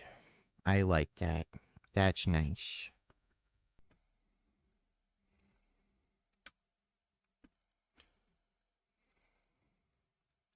Hey, ni hao. Do you speak English? Speak English? A little bit. So I got this banana. You have any bananas here? One left. Oh. Yeah. How much is a good banana here in China? It's for me. Oh, it's for you? For me. Okay. But yeah, the bananas are good here. Very sweet. Very sweet. I've had those weird stubby bananas before. They just taste like bananas. You like eating banana? Yes. Yeah? Have you had Australian banana before? The big one. Yeah, big one. Small one is good too. Yeah, like the small one. Maybe you should try an Australian banana sometime. Yeah? Where are you from? Australia. Australia. Yeah. How long have you been here? A couple of days. You have? So I've got Australian banana. I reckon you really like it. Yeah? Yeah, I'd like to give it to you. Not this one, but it's got a lot bigger than that. It's just sweet, it's good. But I reckon. Welcome to the video, gang. We are doing an unboxing the Garmin 970. All right, we're going to replace this bad boy with this bad boy. Actually, we're not going to replace this, but why am I getting a new watch? I've had the Garmin 920, I think 2014. I've had a few of them as, you know, they get lost or whatever. But I bought one of the band snap. I've got a race tomorrow, and so I had to get a new watch tonight. And I had two Garmin 920s, but one of them I've misplaced, the other one the band snap. So emergency watch, got the 970. What's the best, the very, very best watch money can buy running wise? Garmin 970, DC Rainmaker and Co. Agreed. Just a quick note, if you want some cheap vapor flies, I do sell these for $130 Australian, and Alpha flies for $150 Australian. You see behind us here. So if you're in Australia, if you're in Adelaide, $130 pickup or $10 ship anywhere in Australia. I do ship international as well, so DM me on Instagram at Duran Riders if you want some. These are fantastic shoes. Now, obviously, if you've already got a pair of vapor flies, you know, you got them. All the No, Duran Rider did not respond to my email. vapor flies are good, but the fours for me are the best. And the twos, ones, twos, and fours. Threes okay. And the alpha flies, all alpha flies are pretty good, but probably the 3 odds my favourite. But they're all good, all right? Don't think your alpha fly 1 or 2 are bad. Let's get to the watch. What do you get in this bad boy? If you got a 970, is this the best watch money can buy for running? Did I make a mistake? Bought this tonight, Rebel Sport. It's got a $1,400 Australian retail. I used some gift cards and some price matches to get it for around $900. So in the box here, what do you get? It's pretty lightweight. Is there a chest strap in there, or what's in the box? It's in the recycling bin, and you've got an instruction manual here. So if you got a 970, let me know down below. What has been experiences? A charger here. Oh wow, it's just USB-C. Oh no, it's a special one. So make sure you don't lose this bad boy. Here's the instruction manual in there. Maybe some bumper bar stickers for your bicycle. An instruction manual there, which I don't think I'll be reading that. I'll just probably go on YouTube and watch the YouTube videos. Oh, here's another little package in here. Is this anything in here? That's an EPO ampule in there. Oh my god. Oh, no, nothing. Oh, it's just a little egg. Empty shell here. It's like a Garmin thing. Oh, what a bitch. Wristband. Oh, it's a spare one of these. Okay, cool. Okay, we'll put that somewhere I can lose. I have to fall on the floor and never be seen again. All right, let's have a look-see here. This is your strap recycling bin, that one. He's too busy coming inside Michelle's pussy, I guess. And homeless maxxing. He's the one that inspired you to get a vasectomy, no matter how much you try to deny that. He convinced you to get one. I'm pretty sure I decided to get a vasectomy when I was in high school. It was after I played Metal Gear Solid 3 that I remember specifically, after Metal Gear Solid 3, I knew I wanted to get a vasectomy. Thanks for the donation, 21st. And so make sure you don't lose this. This is proprietary USB-C to USB. What the heck is that? Okay, cool. Plug it in. All right, let's plug it in this right side of your ear, and then you plug it in your left. And you can. This is a heart rate sensor. All right, let's go here, bad boys. Weight-wise, it's not super light. It's let's test against the Bluesy. So, yeah, it's definitely lighter than the Rolly, the Bluesy. Let's chuck it on the wrist here. How does it feel? Wow, it's got a lot of perforations in the band there. I probably should buy a spare band in case I break this one before a race and don't have my backup watch. Actually, you probably just carry it in your hand, couldn't you? So it's got a little thing on here. You make sure you take this off the screen, because there we go. Don't stick to your face. Try and get some rage bait in the comments, but it's not happening yet. Attention-seeking behaviour. Try and turn this bad boy on. Screen. Gravity, as you get older, pulls it down to your chin. Used to not be able to grow a beard. Can't hear it. I think if you're 20 XT, still represents a fantastic, here we go, fantastic watch. So don't think you have to spend big bucks on to get one of these bad boys. Your Garmin 920. I ran on my PRs with that watch from the 247 marathon to the 1618 5K this year. So, you know, we're going to go for some faster times this year, hopefully, because my weight's low. And when your weight's low, you can go. So the reason why I got such dramatic weight loss is I stopped doing the testosterone cycles, etc. And once all that muscle weight just drops right off. So I was up at 85.3 kilos, my heaviest, on a decent cycle of anabolics, and then I stopped those cold turkey, had a break, and just do some little microdosing here and there. I did many months. You can sort of see my weight is a lot less now than it was when I was doing 500 milligrams a week, etc. I've done plenty of videos about that. Now, that's not a recommendation, by the way, to take anything, but you see my body weight change over the years. So see, now very, very lean, so this is a good marathon PR weight for me. So we'll try and crack that 247. 247 is not that impressive, you know. I mean, like they say, if anything under 248 is running, anything slower than 248 is jogging. So, you know, yes, partly agree with that one.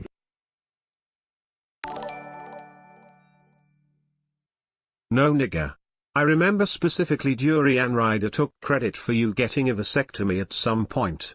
These cats are more well behaved than most children on flights. Yeah, they are.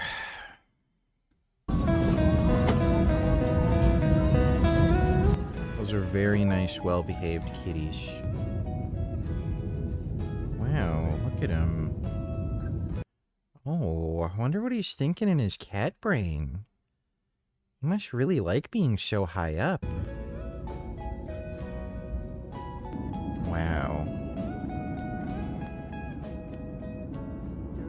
Oh my goodness. Those are really good kitties.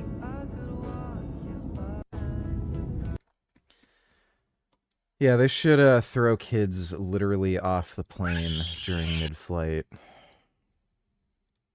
That ear-piercing scream is an unruly child on a transatlantic flight to New York.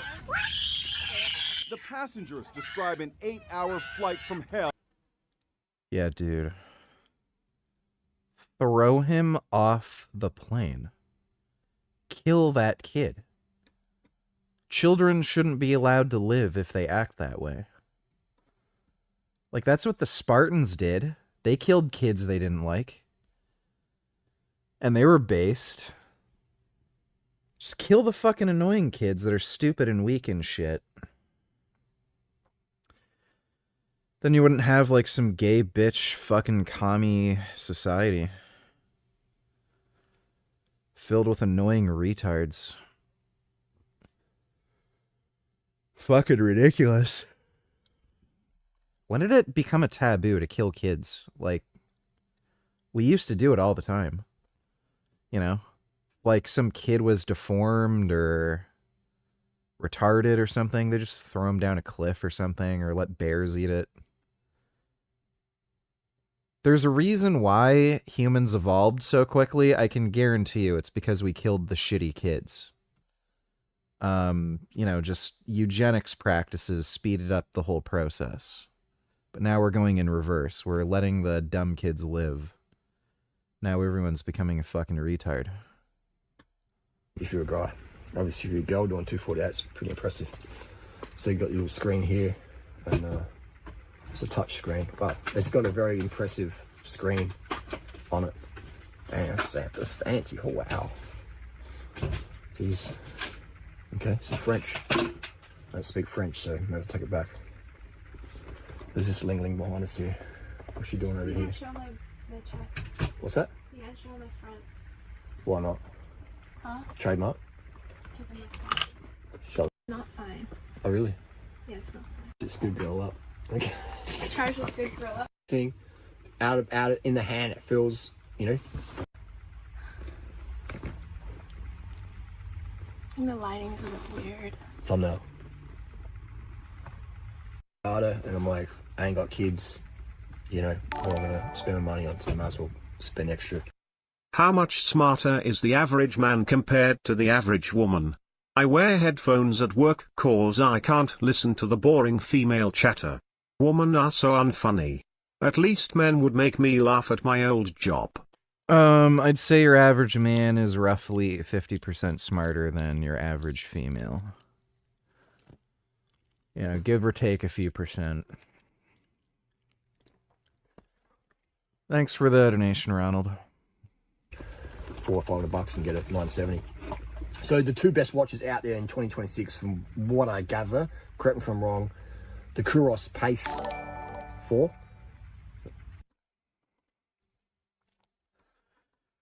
Dodo Donatello is Israel plays second in Eurovision, but if you read the New York Times, that's only because the Jews control Eurovision. They use it as a soft power to promote Israel to the masses. Yeah, he's...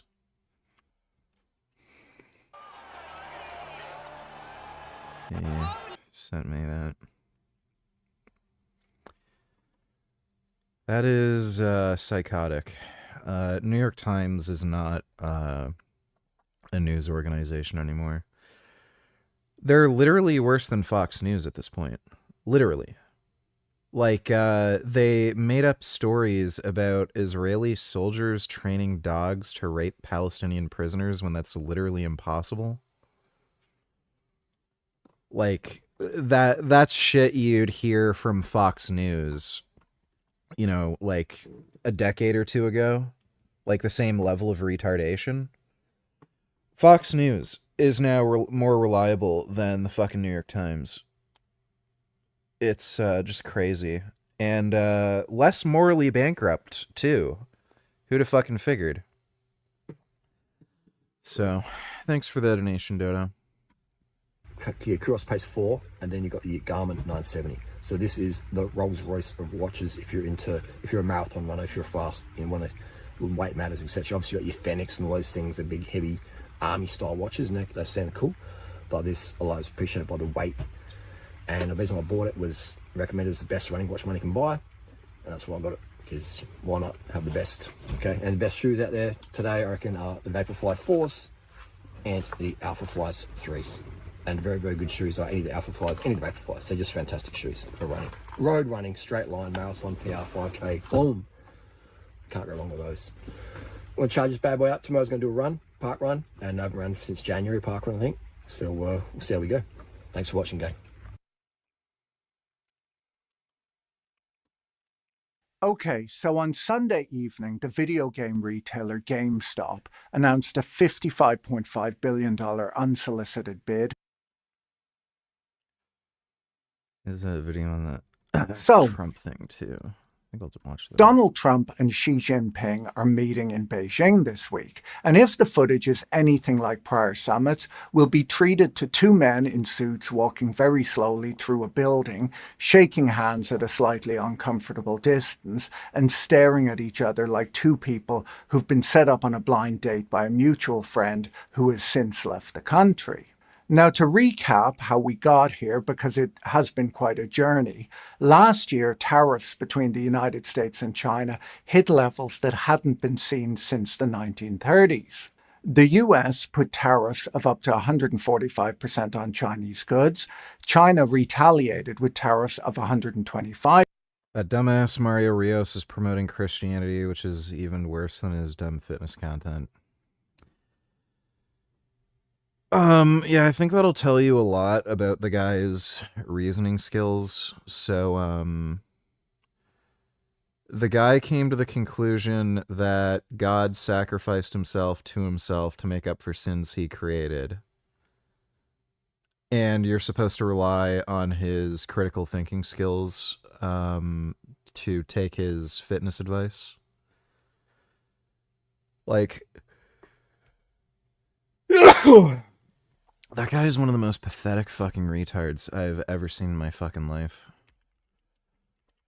I love how he'll make videos about dudes who are twice his size, and like some of them bench over 500 fucking pounds, and then he makes fun of them for wearing a weight belt when they bench, and then this guy struggles to bench 2 plates.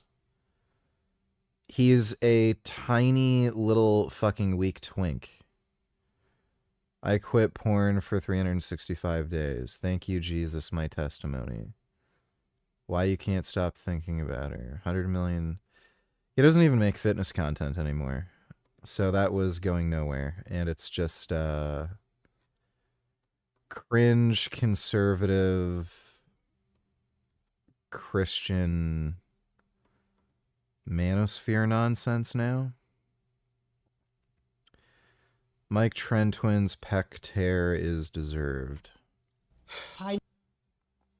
Look at this guy. He literally does not look like he lifts. Like, I see just average fucking dudes who just work 9-to-5 jobs, and they might, like, pick up boxes here and there that look more jacked than this guy. And then he's making fun of a dude who was, like, benching nearly 600 pounds. Like, this is this guy has a mental problem, kind of like Frank Tufano, where he's just insanely jealous of other people, clearly. Fucking bizarre. I knew this was coming. I was waiting for this to happen. If you didn't hear, one half of the Trent twins, or I like to call the low T twins, tore their pec on a bench PR. And it was deserved, and honestly, I was waiting for it to happen. Not happily, obviously. I'm not a complete douchebag. I don't wish anyone to get hurt, even if they're a bodybuilder. But I just literally knew this was coming. I'm not gonna be fake like Greg Douchehead and claim that you... The more you, so I think pec tears really start becoming a risk once you start benching over 300 pounds, and it just escalates pretty rapidly the higher you get. Your risk of getting a pec tear when you're benching over 400 is really high. Over 500, it's really, really high. Once you get in the 600 range, like, it's really, really, really high. It's just because of the way the muscle is stretched under such a tremendous amount of fucking load. You're also immediately going into an eccentric phase of the lift, which also increases the risk. If you're pressing from the bottom, it'd be different, but that initial eccentric loading phase is also a big risk factor. And the tendon that actually inserts into the humerus, it's not very big. So it's not like a quad tendon, which is really fucking thick and robust. It's a pretty thin, small piece of tendon. So, like, this is just fucking retarded. You can see a billion fucking pec tears with guys that are benching this kind of weight. It's just a risk you run. And then this guy's like, you deserved it. You got too strong. You should be weak and small like me. Like, okay. Like, what a fucktard. What's, like, there's risks with any sport. Like, this guy is big into martial arts. Like, would he ever make a fucking video about, you deserved CTE and brain damage? You deserve to get your tibia and fibia broken. You deserve to get your elbow dislocated. Like, it's just a risk you run in that fucking sport. It's so nonsensical. Like, this guy's just a fucking dork, beta male, fucking jealous idiot. You warned them, but I'll get into his analysis shortly. Because unlike Mr. Douchehead, I have receipts showing that I warned the low T twins that this was gonna happen, and even specifically on the bench press. So here's the video of the pec tear. Did anyone warn you that you were gonna be a beta male who doesn't even look like he lifts after years and years of fucking training? Oh! No! And over a year ago, I released this video where I predicted this kind of freak injury. The low T twins in a bench press lesson. Tight. Oh, yeah. Come on, baby. Come on. Yeah. Oh, yeah. Fucking go. Back up. Yeah. Oh, yeah. Let's go.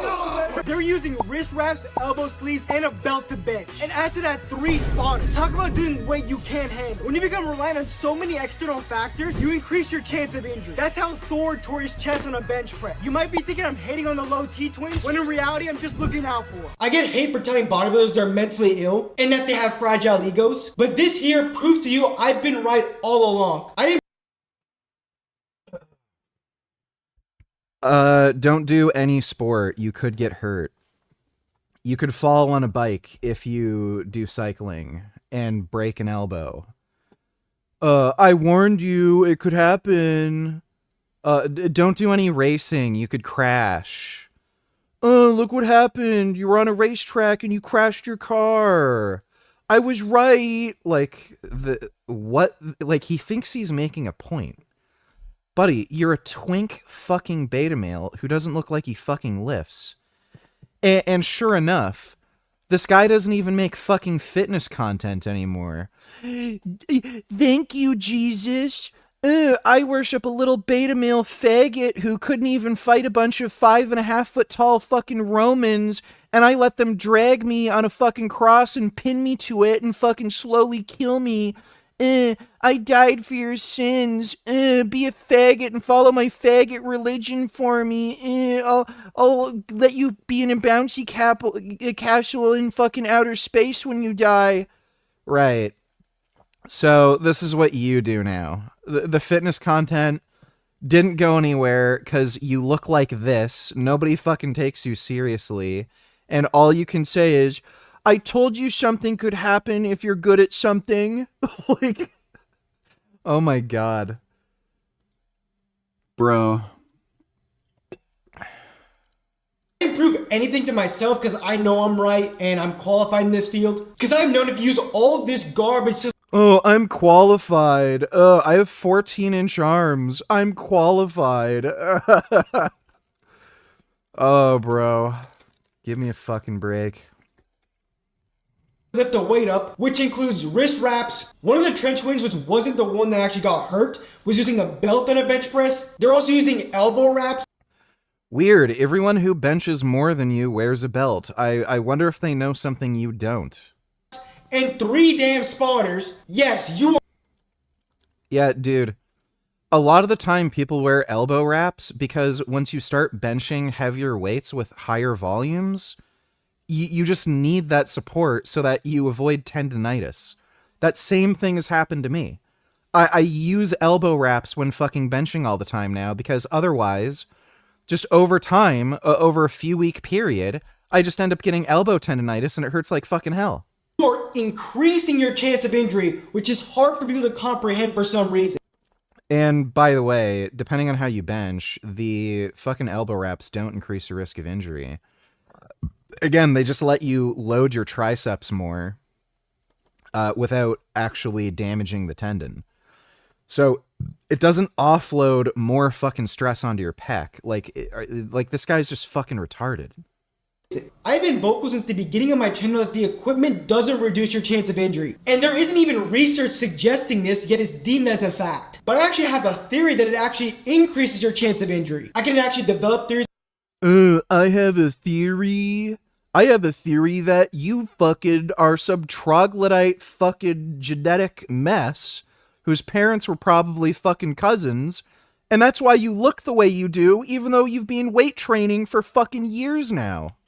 Like this because I'm qualified in exercise science and I still am a student of exercise science. I didn't grow my channel doing gym brain rot content, but actually giving you guys the harsh facts of fitness. And this injury is proof that my theory is probably correct. Using all this external equipment for weightlifting is increasing your chance of injury. Go look up any type of gym fail. A majority of it is with equipment on. It's so insane that people can cope and come up with reasons.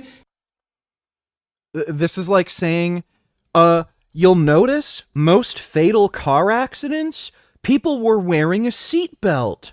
Seatbelts kill people because the majority of fucking deaths in car accidents, people are wearing seatbelts. I'm a fucking genius. That's why I worship Jesus. He sacrificed himself to make up for sins he created so that I can play with my butthole for all of eternity in the afterlife. To use the equipment. And that only reason is to ego lift and lift more weight. Or them lying to themselves and saying they're improving their safety.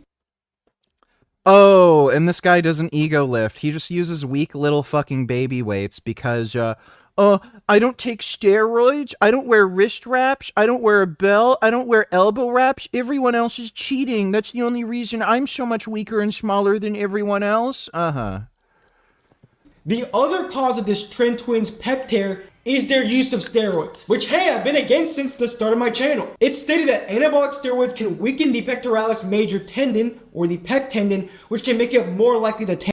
Oh, that's hilarious. He actually admitted he didn't even graduate at the top of his class. He just, like, squeaked by with a C. Oh my god, here we fucking go. Anabolic steroids can weaken pectoralis. So, he literally... This is AI. He literally just fucking used Google AI to find just bullshit. There's so much that impacts tendon remodeling when it comes to anabolic steroids. What anabolic steroids are you talking about, stupid? There's a lot of different fucking steroids. There's a difference between taking testosterone and taking fucking Winstrol.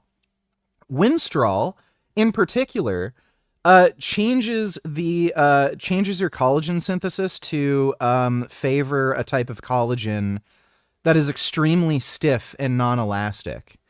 So yeah, if you take a fuck ton of Winstrol, you would expect it to weaken the pectoralis tendon.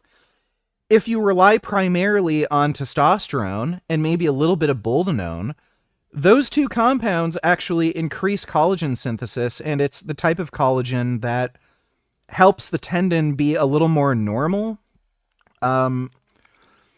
Testosterone specifically does promote the production of more of the stiff type of tendon collagen. That's why men, they're able to produce more power output. So like men are faster sprinters. They like were more powerful, like stiffer tendons that require more tensile, like more force to stretch. That's why men have that kind of extra strength and power, partly. It's just what testosterone does. But it's also a pro-hormone to estrogen.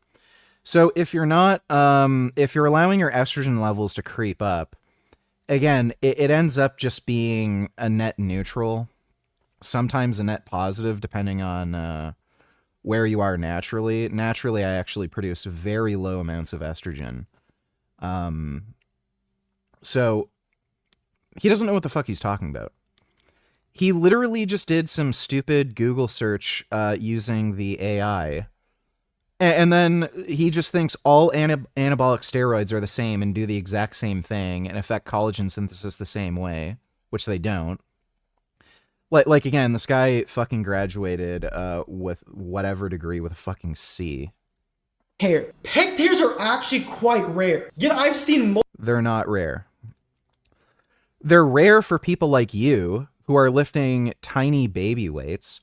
Like again, in high school, I was lifting more than this guy is lifting as a fucking adult. Like, he's very fucking weak for a full-grown man who's been lifting weights for I don't know how many years. So he's one of the most physically unimpressive people I've ever fucking seen in my life. It's rare for people like you to get a pec tear because you're not lifting any weight. Look at people who are benching 400, 500, 600 pounds. They're very common. Weight lifted is going to be the biggest fucking risk factor for fucking tendon ruptures, you fucking moron. Not steroids. If you adjust for weight, you will see weight is the biggest fucking common denominator. You can take all the fucking steroids in the world. If you're only benching like 200 pounds, you're never going to get a fucking pec tear. multiples with bodybuilders who are insecure so they take steroids. And now the final reason for the injury is 1 rep max. And funny enough, I've talked about how 1 rep maxes are stupid. This is the stupidest squat fail ever. You haven't been a member like me. I told you that I'm in. This guy wasn't a spotter, but a spectator. These are the people responsible for the myth that free weights are dangerous. 1 rep maxes are stupid. Oh, okay. This guy does martial arts. Is getting hit in the head smart? Like, it's just, he picks and chooses what risks are and aren't fucking stupid. Is traveling 450 kilometers an hour in a fucking F1 race car smart or stupid? Look how many fucking deaths there have been in fucking F1. Like look at the fucking Senna crash. It's just every sport has their own fucking risk, and and every athlete has to perform and do certain things that require risk. F1 race car drivers have to drive at extremely fucking high speeds that could kill them. Same with like MotoGP or Isle of Man TT. People who do powerlifting, they have to lift very heavy weights for a single 1 rep max, which is going to put you at risk for like tendon ruptures. This guy's done martial arts. Guess what martial arts do? It causes brain damage. You get hit in the fucking head. So is lifting like a 1 rep max on a bench and risking a tendon rupture, is that any more stupid than getting hit in the head repeatedly and getting fucking brain damage, you fucking idiot? They're completely safe if you're not ego lifting, as there's a reason the strength rep range isn't 1 to 6, but 2 to 6. There is a reason why the strength rep range is not 1 to 6 reps, but 2 to 6. Oh, this guy knows the strength rep range. Right, so how much do you bench, faggot? 6. It is unnecessary to know exactly what your 1 rep max. This guy is so outrageous, like just so pathetic. So insanely pathetic. I can't even fucking find... Wait. Let me see if I can find like a chest workout he's done.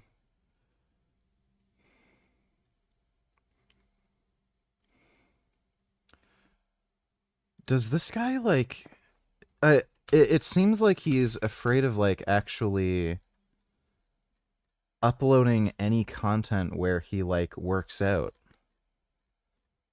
I can't even find The most build. So this was the thumbnail, by the way. Joe Lindner. He doesn't even use himself in the thumbnail. Build an aesthetic chest.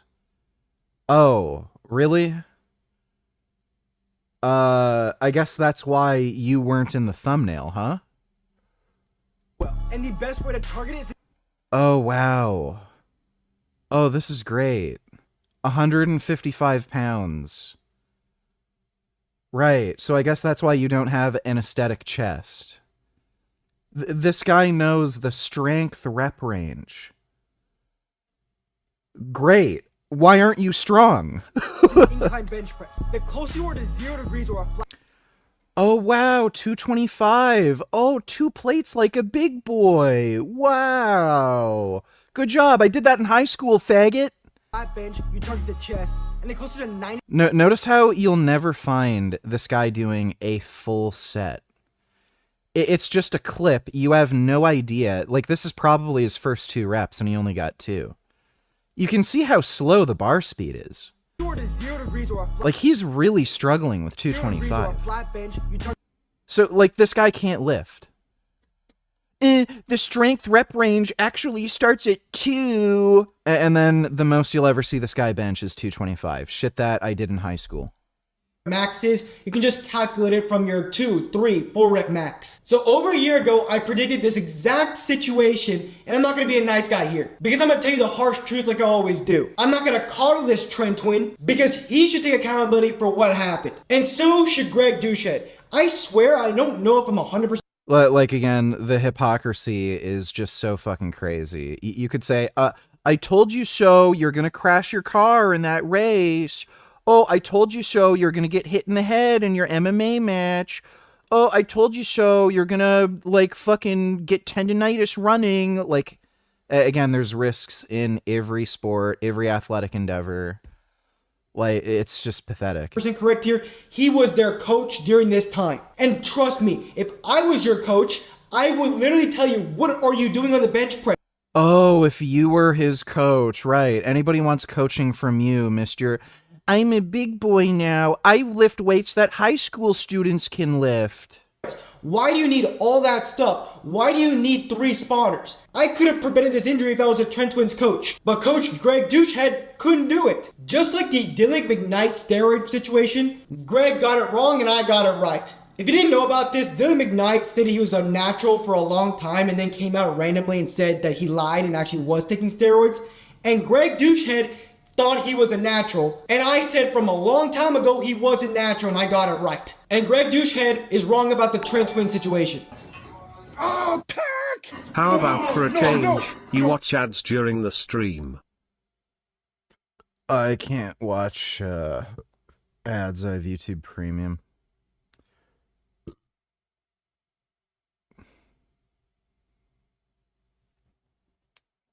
Let me see, SV. I'm gonna play it safe and not play that. Hello everyone, it is Julia Pick. Welcome to my OFTV. Today we're at Malibu Creek State Park. We're bare-chested on the beach. My yellow scarf fluttering in the breeze. We're cut. Okay, I'm gonna get some close-ups of your eyes. I'm Daniel, a quadruple amputee filmmaker from Edmonton, Alberta. I want to do a late-night talk show in Las Vegas, but with me as the host featuring all disabled guests. And then we sell that format to keep you out of long-term care. Here we go again, Fred. New road trip, new accessible van. I'll get to see some things that I wouldn't otherwise get to see and have some fun along the way. Oh, fast, right here. Come in, my gas. We are going to portage the canoe. You set up a one-man tent. I would hate living like that. I feel bad for those people. Thanks for the donation, SV. And I hate to be the one that says this, but I have been warning the Trend Twins, warning everyone that it's very risky to go for 1-rep maxes in the gym, especially when using performance-enhancing drugs. So you might be thinking, why do I think he's wrong? He just stated what I said about the 1-rep max. But Greg Douchehead, that's not the problem. I promise you, most people with the 1-rep max won't get hurt. I don't do it, and I suggest you don't do it as an extra safety precaution. But every time I've 1-rep maxed by accident, where I pick a weight that's too heavy and it ends up just being my 1-rep max, I don't get hurt. And I promise you now, if I did a 1-rep max the next couple days, I still wouldn't get hurt. Because I'm not using because you're weak and you're lifting weights that can't hurt you. All this trash equipment. I don't have 3 spotters to bench press. The only equipment I would suggest to use maybe is a belt when you're squatting or deadlifting over 85% of your 1-rep max. But even then, I'm at a point. This guy's never lifted enough weight with enough volume to understand, like, you will very likely get elbow tendonitis. He's using straps. He literally just harped on about not using equipment. He's not even strong enough to hold on to 4 plates. Point now where I suggest you don't do it. It's just gonna make you add 15 to. And like, these are the gayest. Like, it's so bad. He uses the fucking Versagrips. Like, not even normal fucking strat. I gotta have the Versagrips. The gnarling on the bar kind of hurts my fingers. 30 pounds more of weight you really couldn't handle naturally because you don't have a belt on when you're out in real life. So Greg, like, this guy just fundamentally does not understand why you lift weights and how weight training transfers over. Who cares if you don't wear a belt in real life? If you can lift more fucking weight with a belt, you're going to get more of the strength adaptation that you want for whatever activity or sport you're doing, you fucking idiot. Douchehead, don't mislead your audience. Don't make them think that. And again, if that's true, why are you wearing a belt? Why are you wearing Versagrips? You don't wear Versagrips in real life, right? Like, what the hypocrisy and stupid, inconsistent nonsense. Like, this guy is the biggest fucking bitch I've ever seen.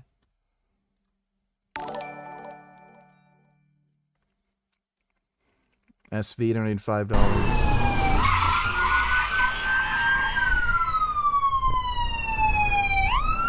Huh? That's pretty slick.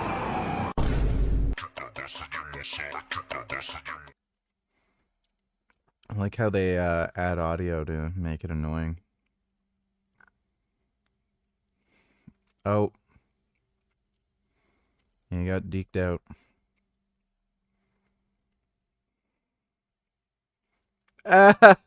Wow. That's crazy.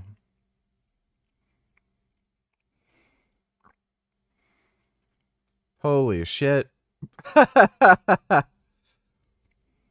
That's great.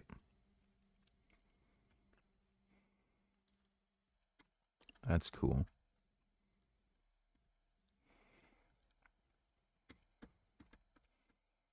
Whenever I'm giving him I give him as much eye contact as possible, and then I just pull one of these every now and then. It works every time. All I need. I don't get it. You know what they say, you're either good at bowling or you're good in bed.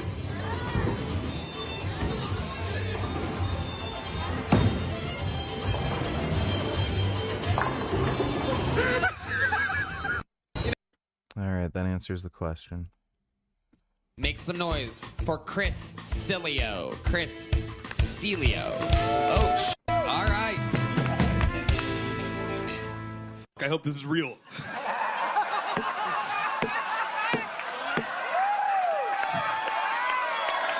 What a hilarious prank that would be. Chris, it's your big break. It's Kill Tony. It's an empty warehouse. Nobody's here. All I did before I went blind was jerk off and play video games. And then God was like, that's enough. Give it up for my roommate for bringing me out here, dude. He's a way better roommate. My last roommate sucked. He just didn't really care about personal space. He would always hang out in my room. So every time I'd go to jerk off, I'd have to be like, hello? Is anyone there? Which, by the way, if you ever hear me say, hello, is anyone there? You have about 30 seconds before I start jerking off, all right? Wow. None of that was funny. Makes literally none of that. Wandering Mason donated $3. Thanks, Wandering Mason. 5% on American goods, and then, just to keep things interesting, restricted exports of rare earth minerals, which are used in basically everything from vacuum cleaners to fighter jets, but mostly vacuum cleaners. This went on for a while, and then both sides appeared to quietly realize that they were running out of things to put tariffs on, so they agreed to a 90-day truce, which is the one currently in effect, and which expires in November. Now, expectations for this summit are, to put it generously, modest. The press have taken to calling it the Beans and Boeing Summit, which tells you something about the level of ambition. Both leaders arrive at this summit under considerable domestic stress, but for very different reasons. China is dealing with a property sector that has been falling for years and shows no real signs of stopping. Youth unemployment that the government briefly dealt with by not publishing the numbers anymore, and a demographic decline that no amount of government encouragement seems to be fixing. The US president is dealing with the inflationary consequences of his own policies, falling approval ratings, and a military situation in the Middle East that's not going particularly well. So this is the backdrop: two economies under strain, a temporary truce that expires in a few months, and a summit. A question for you. This is a very important question, Richard. Wow. There's only really one right answer. What do you love more? Joey or pizza? Joey. Do you love Joey more, or do you love pizza more? I love Joey more. Joey. I take Joey over pizza any day. Joey or pizza? Yeah, Joey's the best. You can see how sentient he is right there. Thanks for the donation, Leland, though. That will be mostly remembered for the photographs. But the thing that almost nobody on the news will explain, because it requires about 10 minutes of patience and some basic accounting, is that the problem these two leaders are trying to solve is not really a political problem at all. It's an accounting problem, and the reason it never gets fixed is not that politicians are unwilling to fix it, it's that most of them don't appear to understand what's actually causing it. And that's what this video is about. To understand the current trade dispute, we need to look at what trade is actually supposed to be. About 6 months ago, Robin Harding wrote a piece in the Financial Times about a trip he took to China, where he posed the same question again and again to the economists, technologists, and business leaders he met with. His question was simple. Trade is an exchange where you provide something of value to me, and in return, I offer something of value to you. So what exactly does China want to buy from the rest of the world? But before we dig into the answers, let me tell you about this week's video sponsor, Mammoth AI. If you use AI tools, you've probably noticed that the leader in the AI race is constantly changing. What was subscription? What if you could just more used, which you probably should, chat in the description. The understanding that there is nothing China believes it cannot make better and cheaper domestically, and nothing for which it wants to rely on foreigners for a single day longer than it has to. A few of the economists he spoke to, who had perhaps pondered the issue already, jumped ahead to a different point altogether. Their answer to the question of what China would like to buy from the rest of the world was, you should let Chinese companies set up factories in Europe, which is not really an answer to the question, but it does tell you quite a lot about how they see the problem. Now, to a certain type of politician, this might sound like a triumph of nationalist strategy until you remember how trade actually works. The basic idea, going all the way back to David Ricardo, is that trade is supposed to be mutually beneficial. The entire purpose of selling your goods abroad is to acquire foreign currency so that you can buy the foreign goods that you need. If you accumulate foreign exchange that you never intend to spend, you're not running a brilliant economic strategy, you're just collecting pieces of paper. And if your goal is to systematically put the rest of the world's manufacturing out of business, you eventually run into a problem. Your customers won't have any money left to buy all of the goods that you're hoping to sell them. This makes no sense. It's the equivalent of a town's baker aggressively pricing the butcher, the brewer, and the candle maker into bankruptcy, and then looking around a few years later. Oh, Wandering Mason donated $3. Thanks, Wandering Mason. SV donated $5.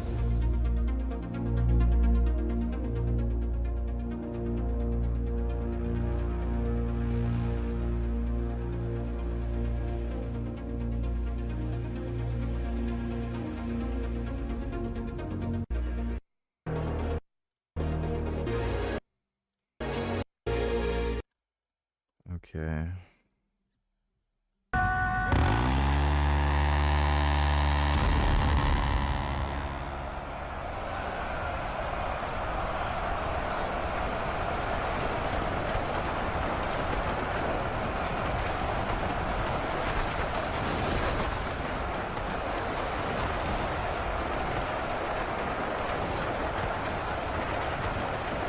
That's what they should do in Gaza. Why don't they do this in Gaza?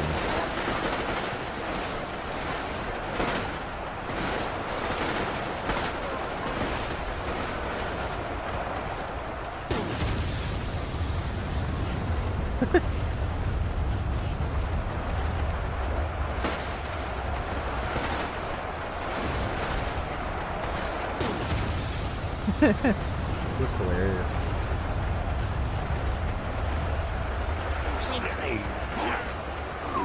No, it didn't send a video. There's no link.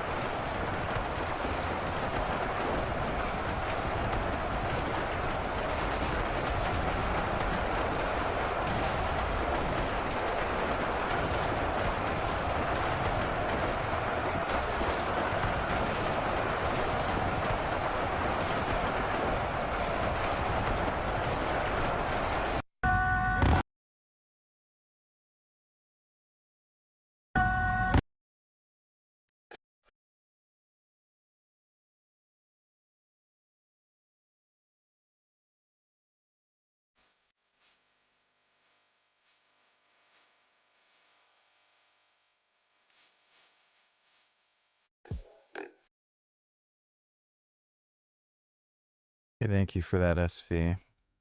Wondering why nobody in town can afford bread. During the first China shock in the early 2000s, China's exports surged, but so did their imports. They were buying up the sophisticated equipment needed to build their factories. Today, as Samira Keynes pointed out in the FT, China's import volumes are comparatively anemic. They are selling, but they're not buying, which raises a fairly obvious question. If the strategy eventually makes everyone poorer, including yourself, why would you do it? To understand why a country would do this, it helps to look at the work of Michael Pettis, a finance professor at Peking University and a senior fellow at the Carnegie Endowment. Pettis has been writing about this for years, and his core argument is that trade surpluses and deficits are not really caused by trade policy. They're the automatic consequence of domestic savings and investment decisions. Here's what he means by that. When a government suppresses household income through low interest rates on savings, an undervalued currency, weak labour protections, and other policies that effectively transfer wealth from ordinary people to the state and to manufacturers, it forces up the national savings rate. Households earn less than they produce, so they can't consume enough to absorb everything the economy makes. This is what economists call financial repression, and it's the mechanism by which countries like China, and before it Japan and Germany, subsidized their industrial growth at the expense of their own consumers. Now, all of that excess saving has to go somewhere. It goes into investment, and building infrastructure that you actually need does generate real economic growth. But once your investment exceeds your productive needs, once you've built enough high-speed rail and enough apartment blocks, continuing to invest doesn't create economic value. It destroys it. The money is spent, the GDP figures look impressive, but the underlying projects generate less value than they cost to build. The difference shows up as debt. President Xi has reportedly spent a good portion of his career studying Japan's lost decades. Apparently, he found them inspiring. In the 1980s, Japan suppressed consumption to fund investment-led growth, built spectacular infrastructure, achieved extraordinary technological advances, and was widely expected to overtake the United States. Then, the debt caught up with them, and they spent the next 30 years dealing with the consequences. Pettis argues that the only way out of this is to shift from investment-led growth to consumption-led growth. You have to stop subsidizing factories and start giving money to households so that your own citizens can actually afford to buy the things your economy produces. But politicians generally hate doing this because shifting wealth to households means that the state has to give up control over where capital gets allocated. So rather than making that difficult choice, they keep subsidizing production. The domestic consumers can't absorb the output and the excess has to go somewhere. It goes abroad as a trade surplus, not because anyone planned it that way, but because the accounting leaves no other option. So, if China is producing vastly more than it can consume and doesn't want to buy anything from the rest of the world, who is absorbing all of this excess output? Well, let's look at who else is at the table. Europe is running a trade deficit with China of roughly 1 billion euros per day, which is a number that sounds made up but isn't, and is driven by a massive imbalance in manufactured goods, particularly electric vehicles and electronics. The EU is simultaneously trying to deregulate its own economy. A recent survey found that German firms alone had hired an additional 325,000 people over 3 years whose entire job was to tick regulatory boxes. Europe is also preparing legislation that would force Chinese companies to hire European workers, buy European components, and transfer their technology as the price of market access. This is, of course, exactly what China did to Western multinationals a generation. No, didn't see Nganyu's fight, and really don't care. He's basically retired at this point. Ago, and Chinese officials have apparently noticed the similarity. They're not finding the imitation flattering. But Europe is not absorbing all of this happily. The EU's trade commissioners compared Europe's dependency on Chinese minerals to its former reliance on Russian energy, and has warned that without action, Europe risks losing whole sectors of industry within a couple of years. The IMF estimates that selling goods across EU borders costs firms the equivalent of a 44% tariff on goods and a 110% tariff on services. These are not tariffs imposed by a foreign adversary. These are tariffs the EU has imposed on itself through paperwork. The EU has essentially conducted a trade war against its own economy and impressively appears to be winning. So Europe is already uncompetitive, and it's now being flooded with cheap Chinese goods on top of that. This is not a combination that ends well for European manufacturing. That leaves the United States. The US has the deepest, most liquid, and historically best governed financial markets in the world. When surplus countries like China and Germany suppress domestic consumption and generate excess savings, those savings have to go somewhere. And roughly half of the world's excess savings end up in American financial markets. Not because Americans invited them, but because there's nowhere else for that volume of capital to go. Now, here's where the accounting gets important. When foreign capital flows into the United States, the US must, by definition, run a corresponding trade deficit. This is not a choice, it's a balance of payments identity. The foreign money is being used to buy bonds and financial assets, not goods. The US becomes the consumer of last resort for the global economy, not because it wants to, but because the accounting leaves no alternative. As Pettis puts it, the US doesn't fund its trade deficit, surplus countries force it to run one. Now, you might think that all of this foreign capital pouring into America would be good for the economy, and that it would fund new factories and lower interest rates, and that might be true if American businesses were desperate for capital, but they're not. US corporations are sitting on trillions of dollars in cash. They don't lack access to funding. They lack customers who can afford to buy more of what they already produce. So the foreign capital doesn't flow into productive investment. Instead, the economy has to absorb it some other way. As Pettis points out, there are really only three options. The excess capital can push up unemployment as cheaper imports put American factories out of business. It can push up household debt as consumers borrow to maintain their spending. Or it can push up the fiscal deficit as the government borrows to keep the economy from contracting. Since no politician wants the first option, the US has historically Kids in the 90s trying to get their game cartridges to work. I literally never had a problem with a game cartridge, ever.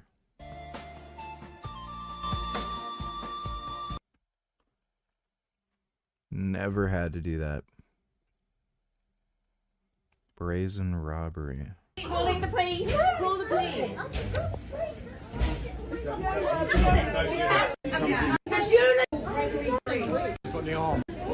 Oh, there's Cashulas are in there! Cashulas are in there. The men in there. Oh, he's attacking him now with a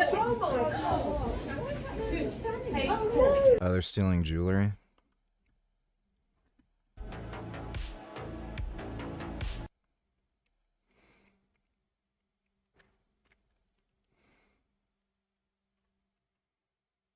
Is that literally an iPhone?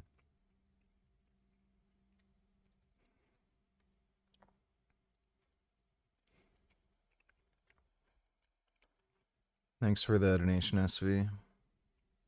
In some combination of the second and third. And here's the part that almost nobody in Washington seems to understand. Running a massive fiscal deficit doesn't fix the problem. It feeds the monster. The bigger the deficit, the more treasury bonds you issue. The more bonds that you issue, the more attractive your debt markets look to surplus countries with excess savings to park. The more capital flows in, the stronger the dollar gets, the less competitive American exports become, and the wider the trade deficit grows. And of course, all of that government spending is stimulative, which means it's inflationary, which pushes up interest rates, which makes the debt even more expensive to service, which requires yet more borrowing.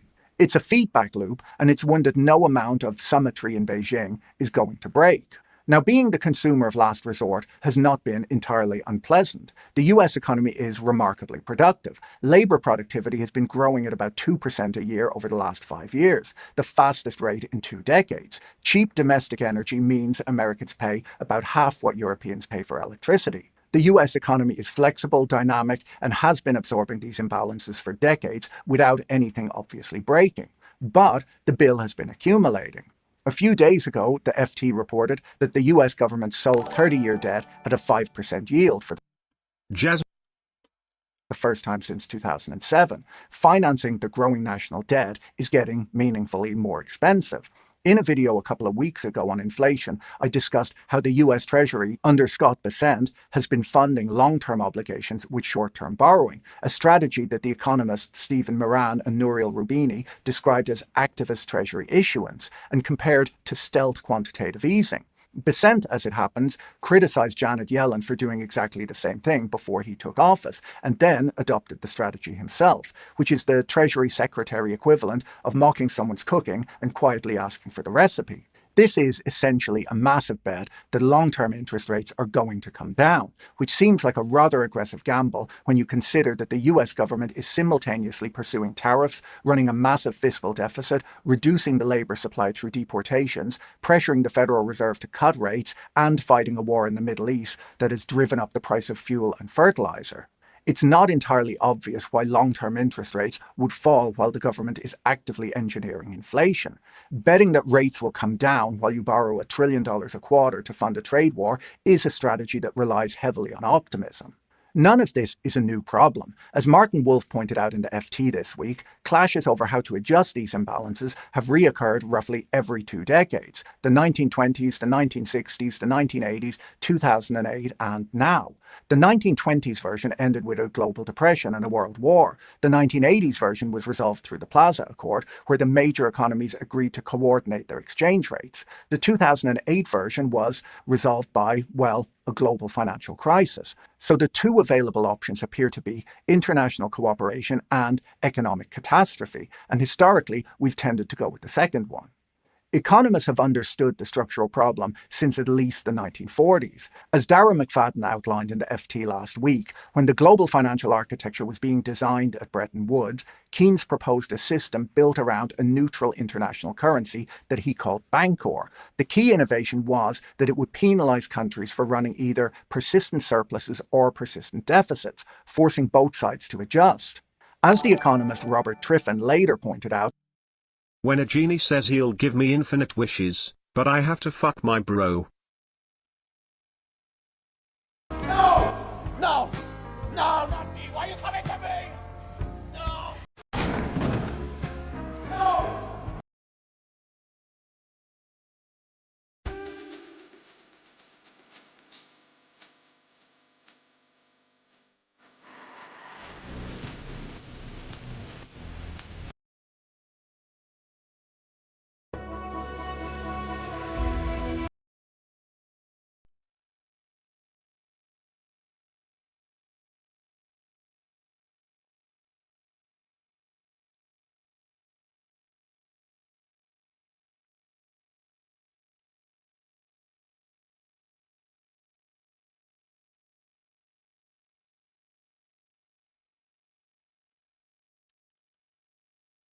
All right, thanks for the donation, SV.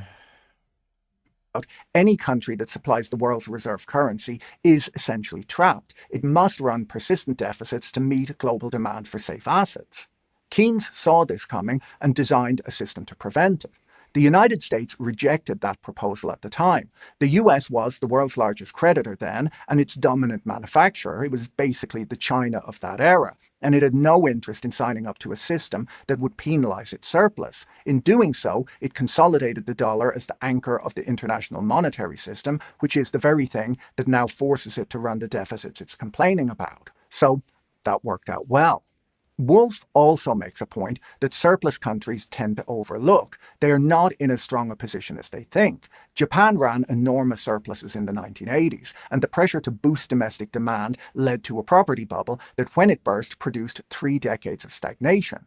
China ran huge surpluses after 2008, and the pressure to reinvest them domestically produced a property bubble. Germany ran persistent surpluses within the Eurozone, and when the deficit countries hit crisis, Germany had to choose between financing them or watching the euro collapse. They chose to finance them, but they did want everyone to know that they were not happy about it. The pattern is fairly consistent. Surplus countries build their economies around selling to others, and when the music stops, they discover that they needed those deficit countries more than they thought. So what happens when the global consumer of last resort, the United States, is running a 5% cost of capital and starts looking for ways to stop absorbing everyone else's excess production?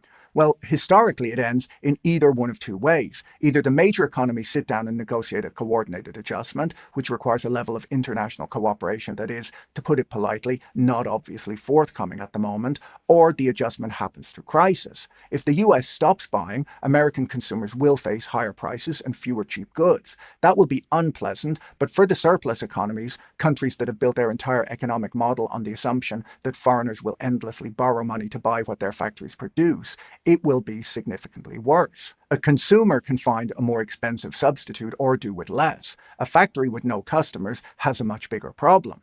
This brings us back to the handshakes in Beijing this week. Expectations for this summit are, to put it generously, modest. Both sides appear to be looking for just enough progress to justify the photographs. The US wants China to commit to buying those Beams and Boeings. To oversee these purchases, the two sides are expected to announce a board of trade, a committee of senior officials from both countries whose job will be. Oh my god. Everything hurts.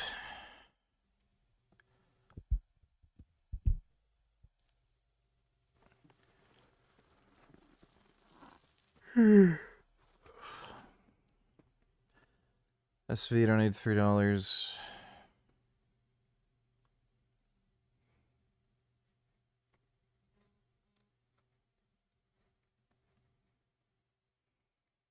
Logo and the name. Do you want to see it?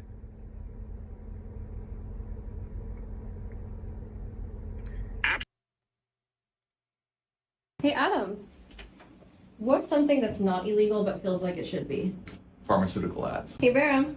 Yeah. What's something that's not illegal but feels like it should be? The revolving door between government agencies and companies where they hire people from the government to work at the companies who've been overseeing those same companies. Hey Michael. Yeah. What's something that's not illegal but feels like it should be? There are clauses in contracts with like utilities or cell phone companies or cable companies, anything like that, that require any lawsuits against them to be done by arbitration, so that these little $10 surcharges or banks charging excess amounts for loan checks and stuff like that, you can't do a class action. You can only sue for like your $20 or $75. It can only be done in an arbitration and not in court. And the arbitrators are generally pro-industry. So they're doing these little surcharges multiplied by millions into billions of dollars or hundreds of millions of dollars for the company with no recourse. Hey Adam. Hello? I have just one question for you. Are you ready? Am I ready for what? Who's this? Are you ready for this Sunday night when WWE Champ John Cena defends his title in the WWE Super Slam? Right now you can order this awesome pay-per-view event for just $59.99. I'm sorry, no, there is not any chance in hell that we're ever going to have wrestling in this house again. But thank you, but no. Have a good day.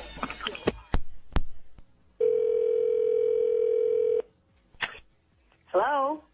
And goodbye to anyone standing in John Cena's way when he takes on 6 men in a steel cage shoots and ladders match at WWE Super Slam. Order now and save $10 with a low price of just $49.99. Sir, you guys just called me, and as I mentioned before, we're not ordering this, so please stop calling my house. Thank you and goodbye.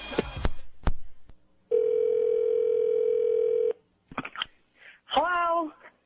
Hi, can I speak to Champ? Who? Champ? Is Champ there? Who is Champ? That question will be answered this Sunday night! Listen, hey, sir, you can't quit calling my house. The Undertaker, quit calling me. CM Punk, and even Triple H and the Big Show in a spit-swapping makeout match. WWE Super Slam. Hello? Why Hello? does she Can you keep stop picking screaming up? in your little sirens and whatever that is? Can you knock it off for 5 seconds? Not interested. Stop calling my fucking house.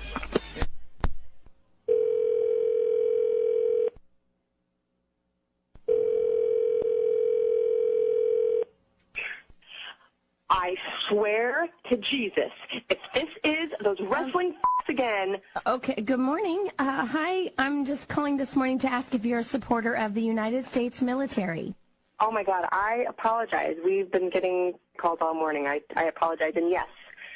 Fantastic. Yes, I am. Great. Are you a supporter of the Marine Corps?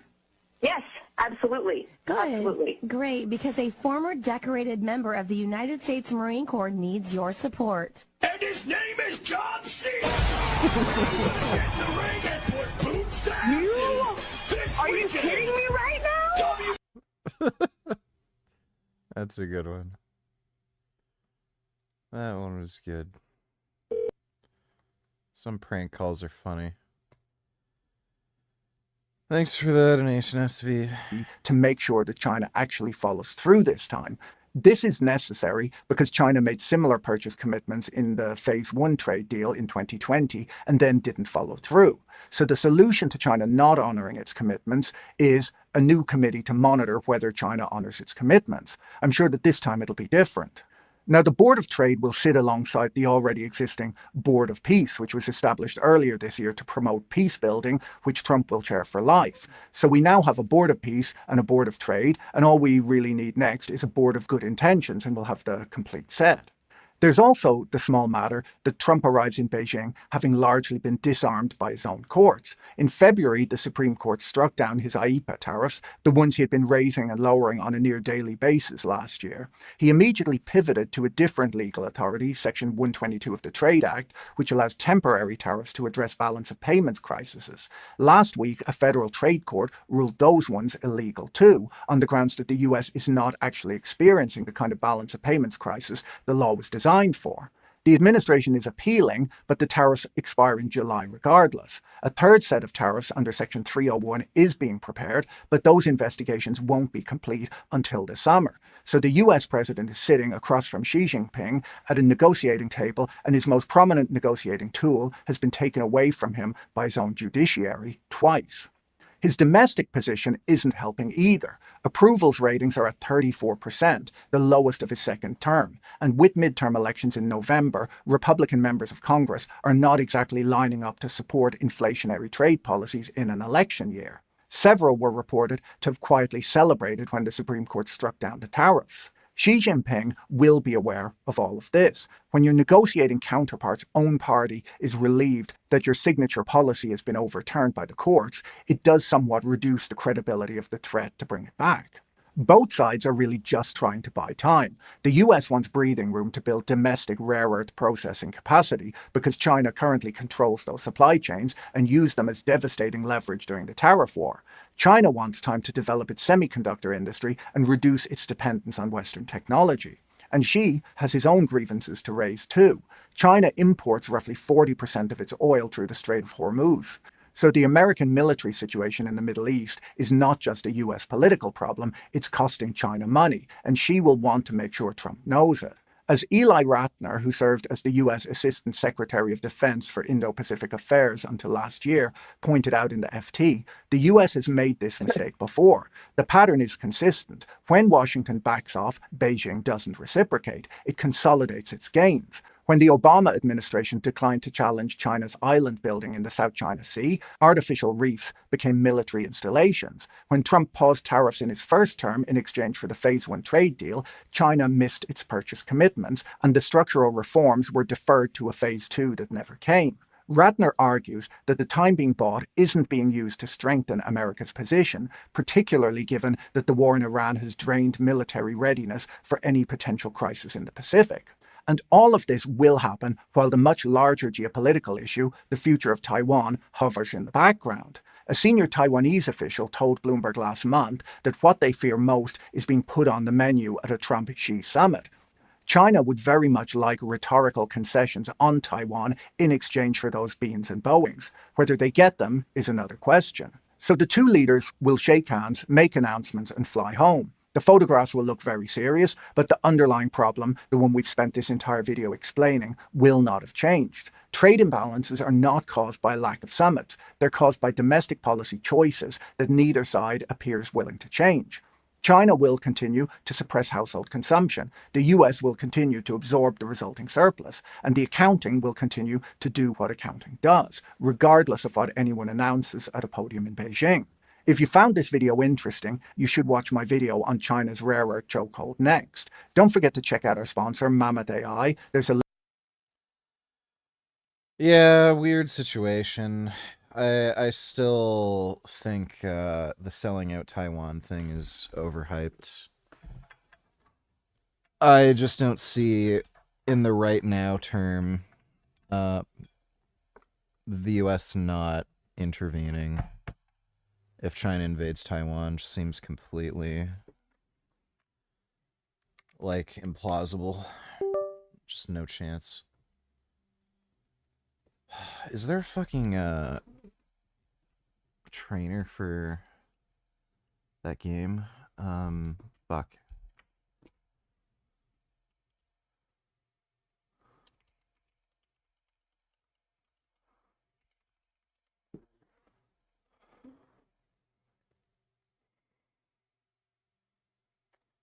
Stealth mode, yes, we need that.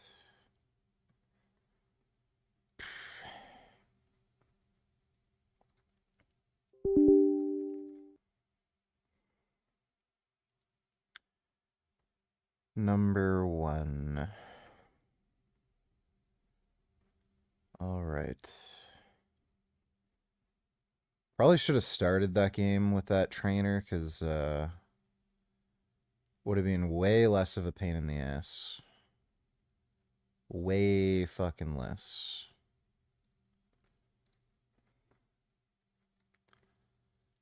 I also hate how so many websites have a fucking white screen. My god, it just burns my fucking eyes.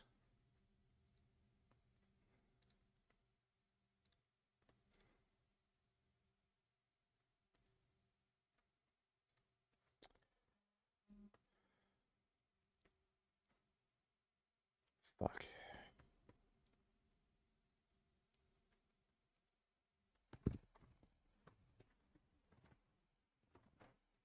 Ugh. Yeah, Trump's a terrible negotiator. He's really stupid. It's kind of funny how that dipshit has the art of the deal, and he's just like a fucking moron.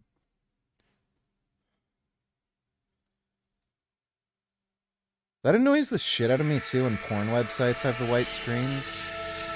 Like, give me a fucking break.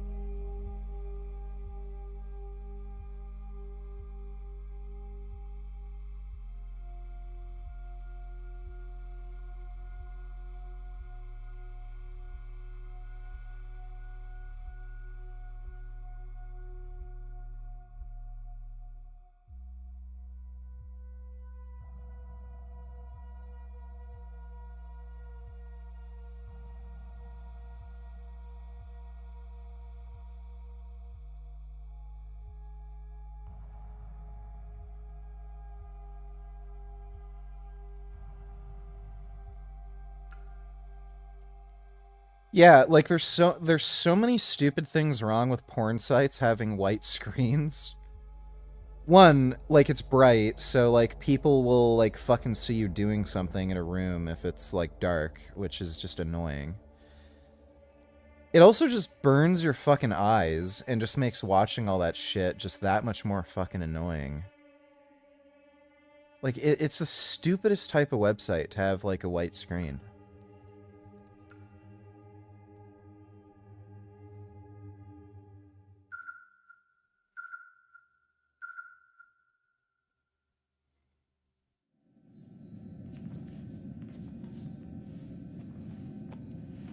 Sweet dreams, everyone. See you in 4 years. I feel for you, man. Just a few hours sleep and then you guys are up for 4 years.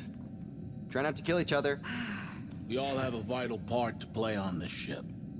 I'm grateful to be here with every one of you. It's an honor, sir. See you on the other side.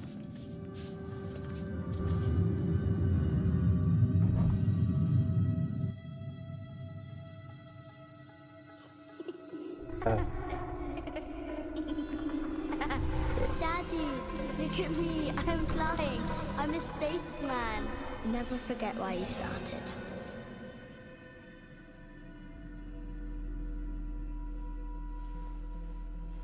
What's going on?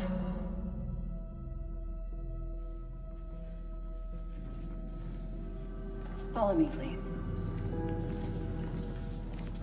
All neural downloads successful, Mr. Williams. Neural upload commencing.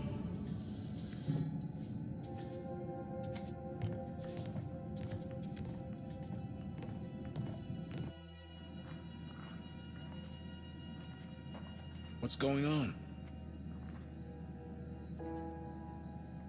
It's time you all learned the truth.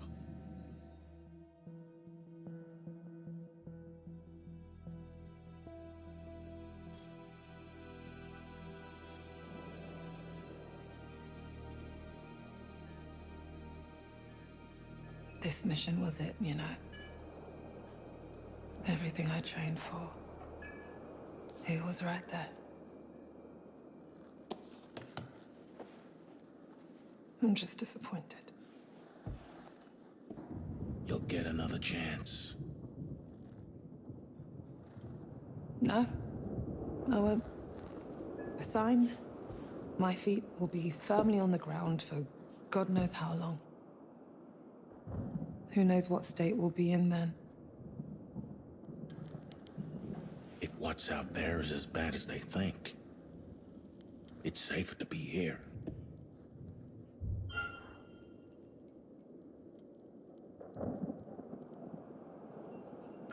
This me is safe. But what about the others? They're not really you. They are me, Stafford. They will walk like me, talk like me, look like me, feel like me. They're real. And I'd be sentencing them to death. Streamlabs isn't working for you? This is bigger than you, bigger than me, bigger than all of them. What you are signing up for is not the mission you thought. It's more. If this works, humanity is So they're all But cloned. does that mean I can't think about how I feel? It's up to me what I do. A reminder that curfew has been pushed up by 2 hours. But rest assured, live coverage will continue. Stay tuned here on Channel 22 to follow this historic launch, live from the comfort of your own home.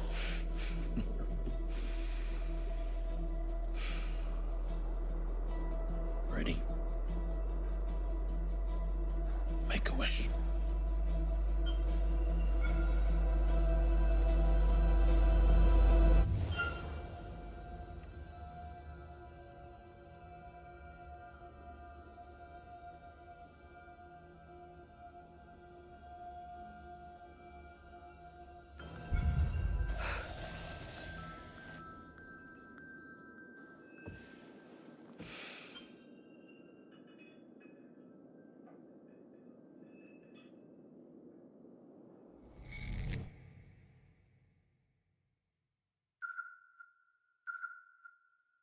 Nah.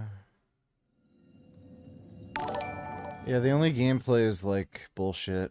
Now I know why the astronauts are DEI hires, because if they were competent astronauts they would be smart, figure it out and possibly get back to Earth or something, but the whole point is for it to be a one-way trip and sacrifice them, so it's not woke. Yeah, I guess. Thanks for the donation, Dodo.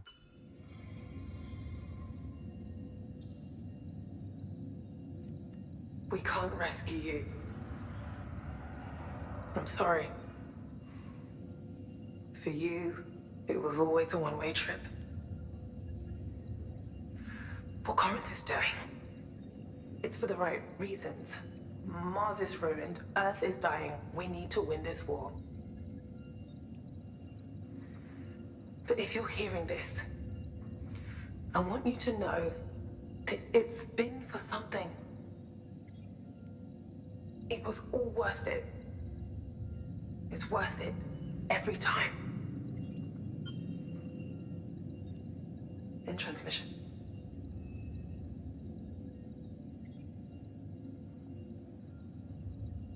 All those missions. She said we all agreed to this. All of us. So, we just die for them? Like fucking cattle. It was always a risk that you would learn the truth. You were not the first crew to do so. There are protocols in place that I can deploy to ease your distress. Protocols?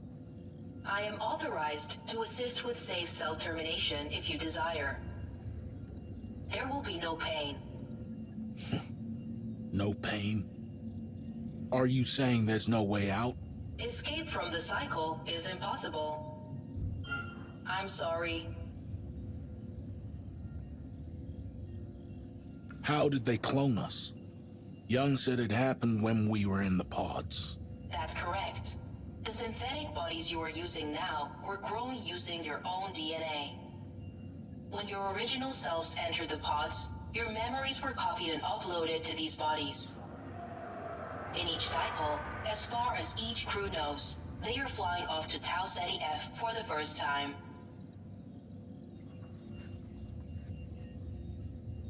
That's it then. It's finished.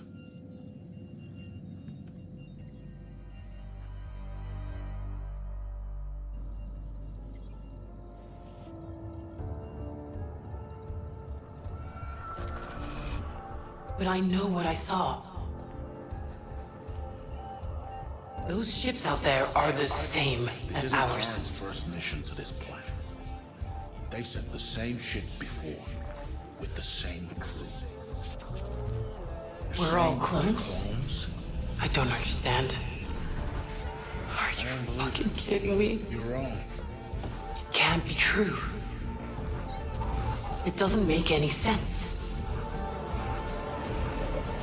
I don't understand. Let's get this fucking over with.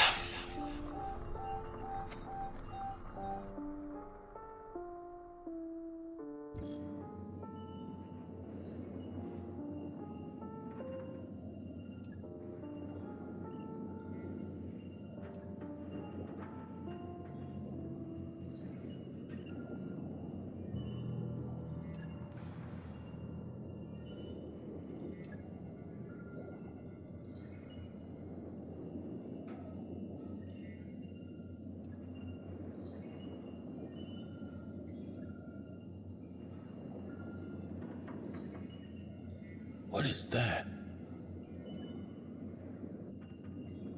Gotta be the booster ring, right? Good Lord. The answer's been right above us all this time. The ring. It has emergency supplies of air. Enough to last for months. There's no way of getting there on this ship. We'd need to launch the SEV. But even if we could dock, we'd be stuck up there with nowhere to go. Which is the better of two evils, I guess.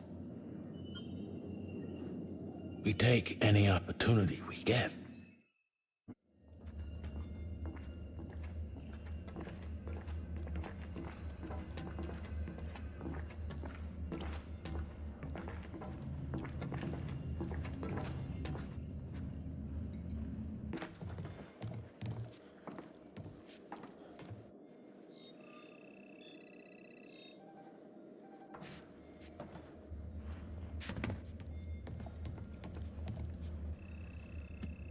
Warning.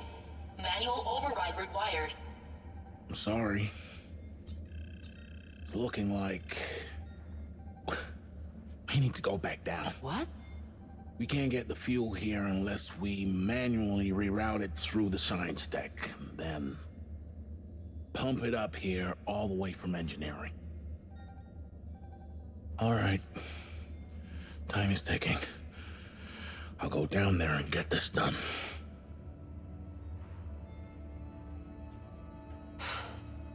I'm not letting you go alone.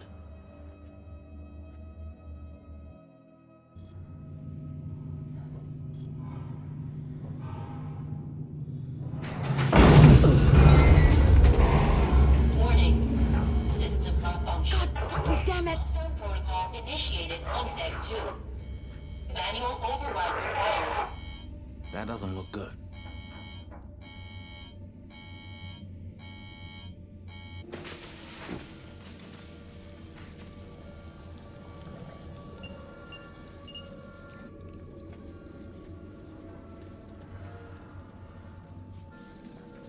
We're not going anywhere till this is unblocked. Here.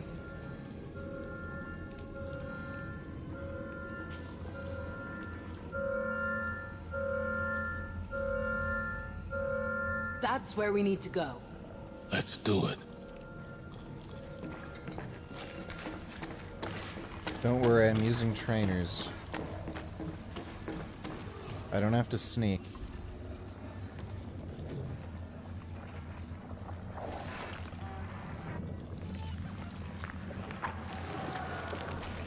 Shit, there's one of them there.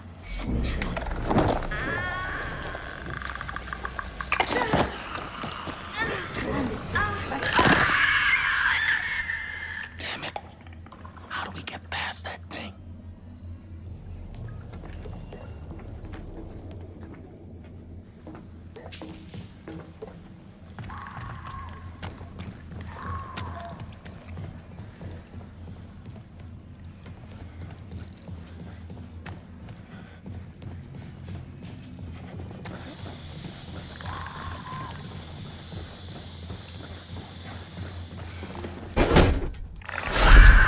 Literally everything is sneaking. It's just nauseating.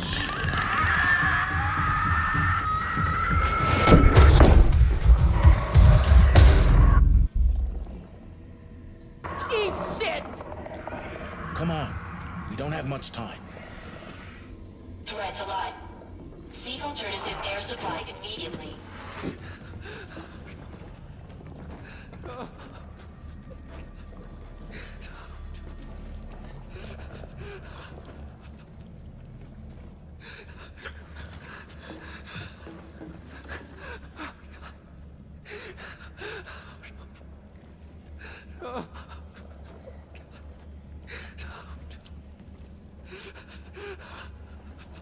Mitchell!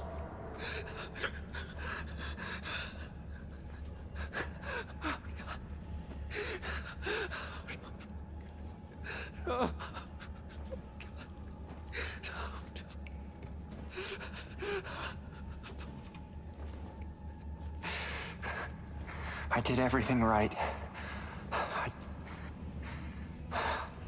I did everything right. I did everything right.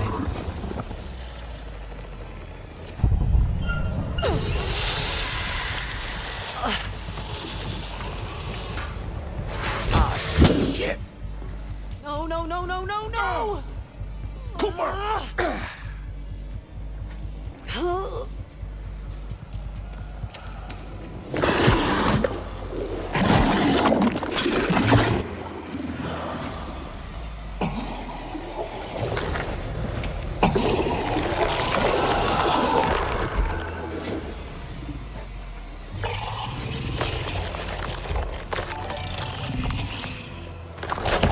Some Joey dopamine.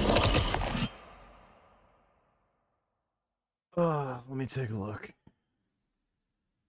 Ah, damn it.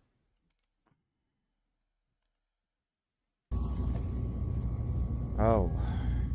You can see the sentience right there.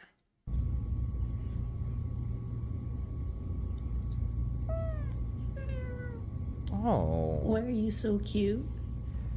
He do a meow. Why are you so cute? He go meow. That's a meow cat. Why?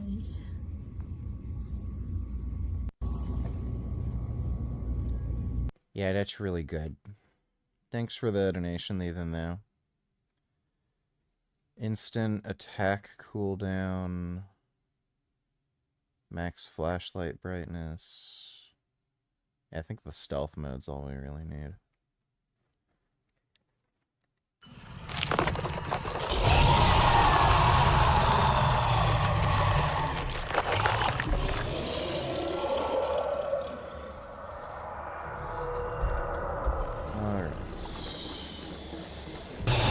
What the fuck? What the fuck?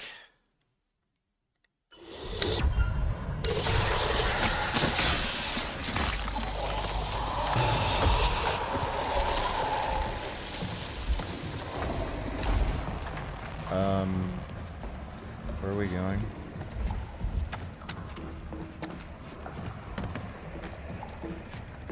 Oh, yes, of course. I need to find a thing. Dude, this is the only thing you fucking do in the game. It's so boring, too.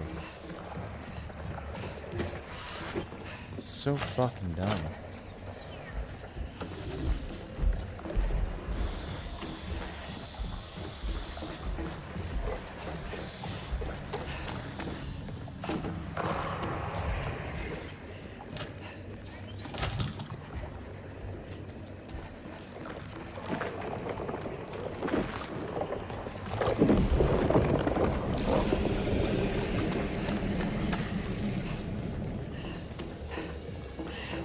Where are we going?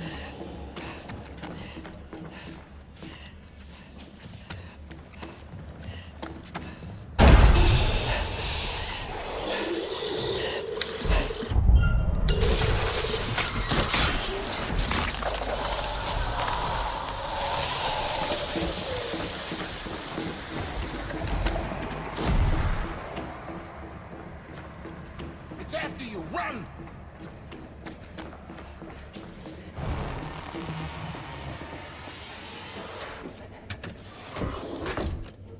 You okay?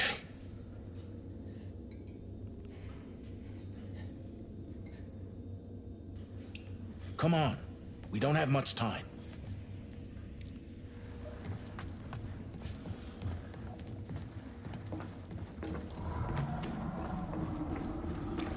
What was that?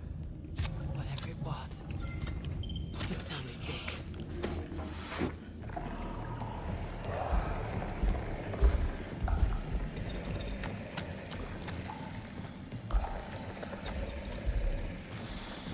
Apparently if you stand, like, right next to it, the stealth thing doesn't work.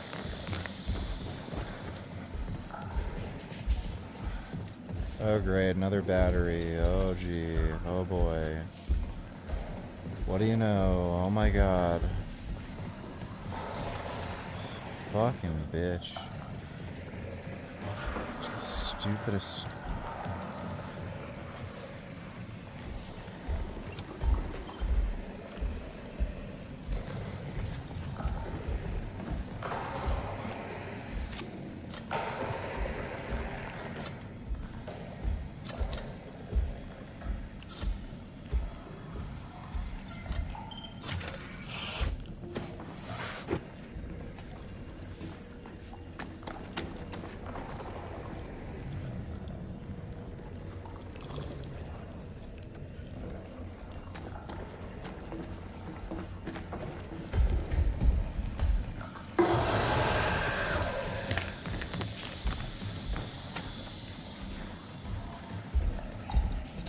Pretty sure it doesn't see me.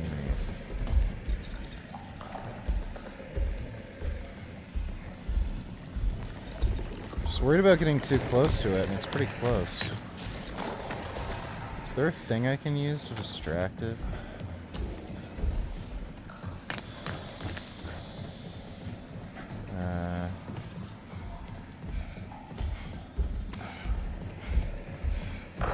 It's like right there. Fucking move. Oh my god.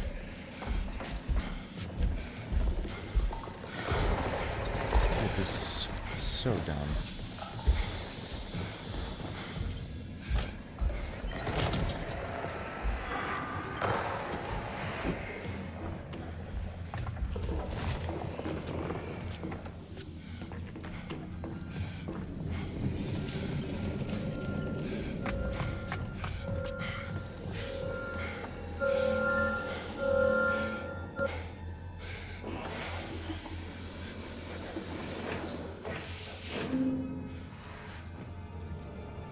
Malfunction resolved. Lockdown has been lifted.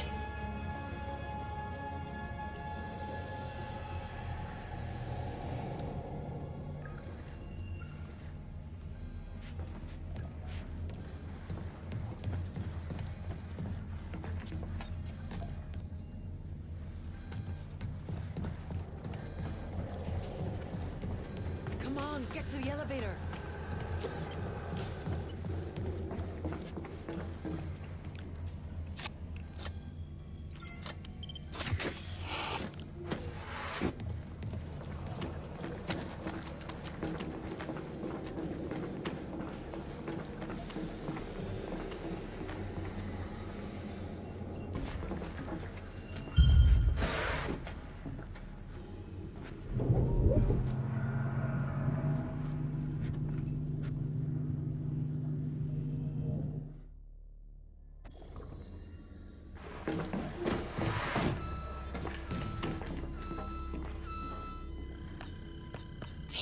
Redirecting.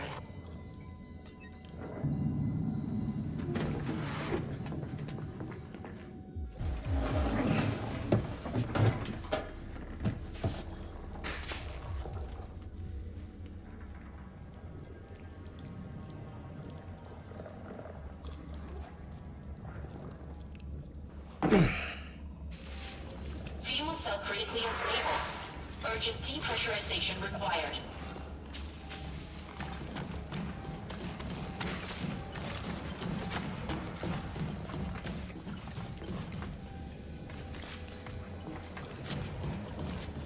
Come on.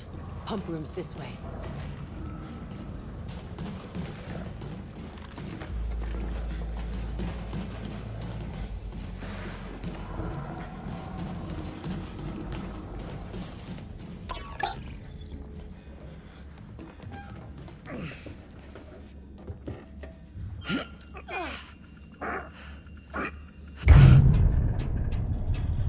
Right.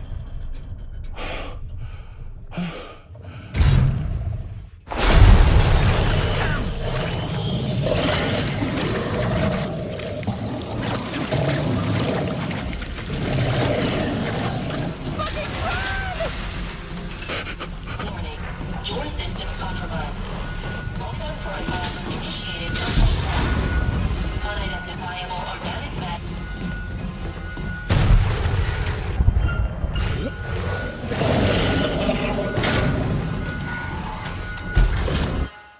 Wait, I think there's a thing to prevent me from fucking this up.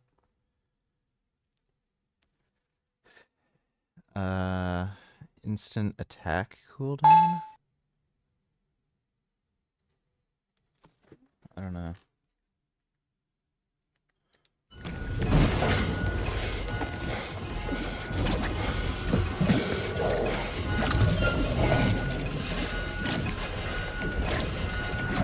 Oh my god.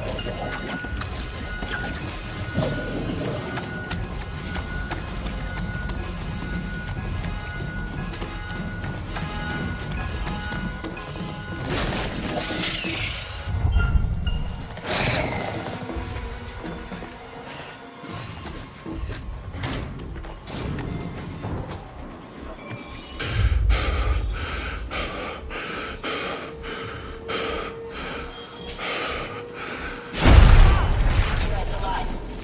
Seek alternative air supply immediately. Get out through the reactor. Move!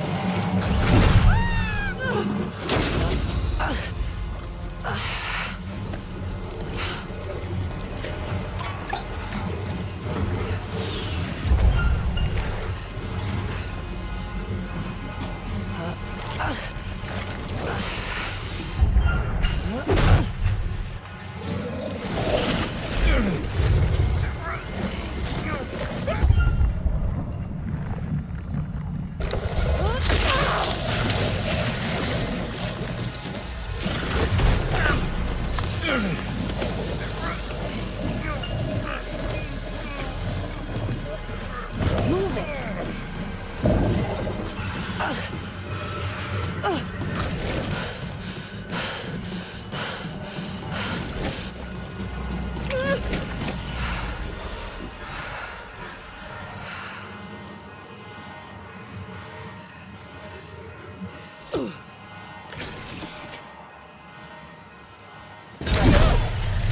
Seek alternative air supply immediately.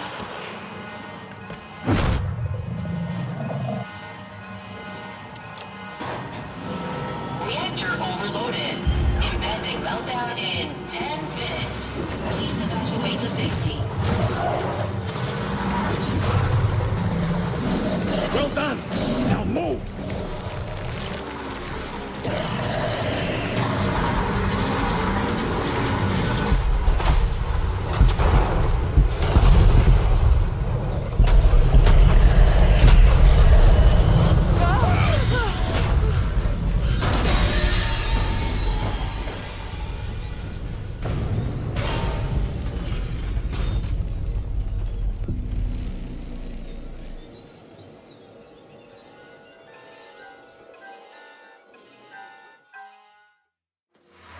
Reactor overloaded.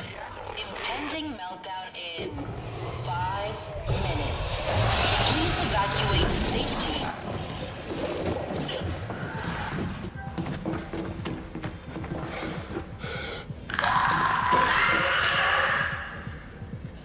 Come on! We need to go!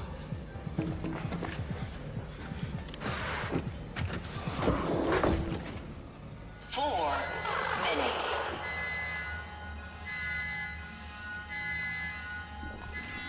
Fuel level 79%.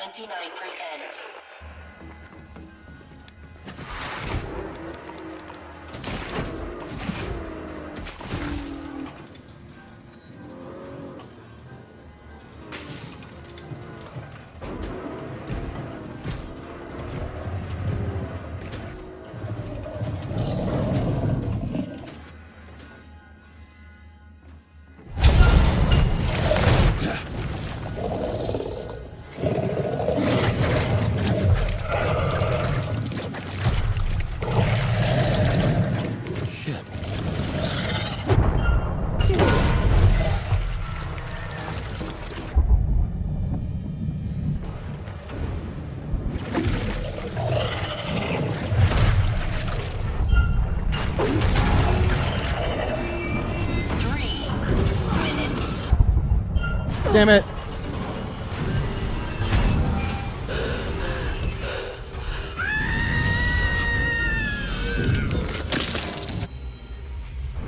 God damn it! Oh, wait, is that the wrong button?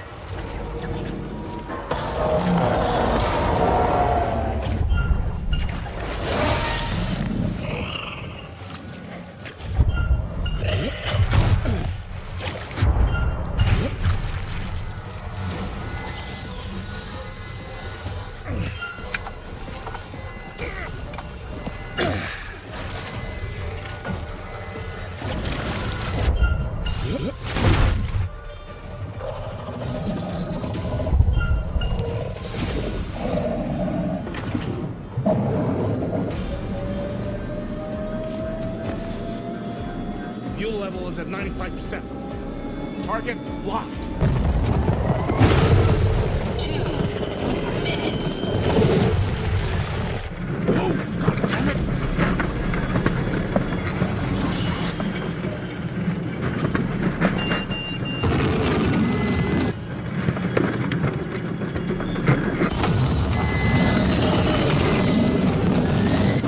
Shit, come on!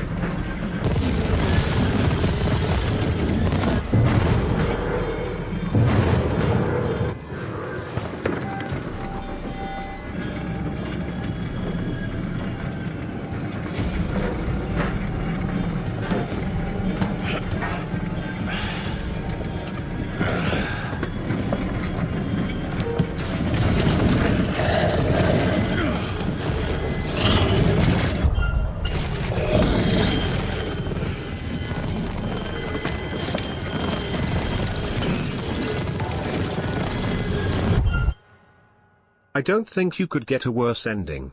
You suck at video games even while cheating, WTF. You suck at everything. Streaming. Everything. You're always on your phone and not paying attention, boring fuck. Thanks for wasting my time.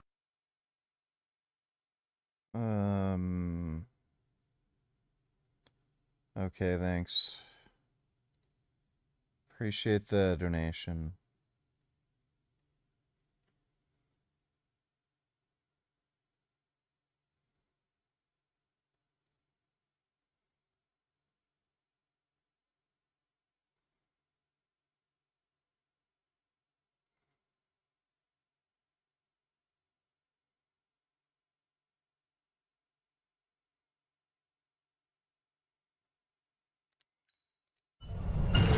Impending meltdown in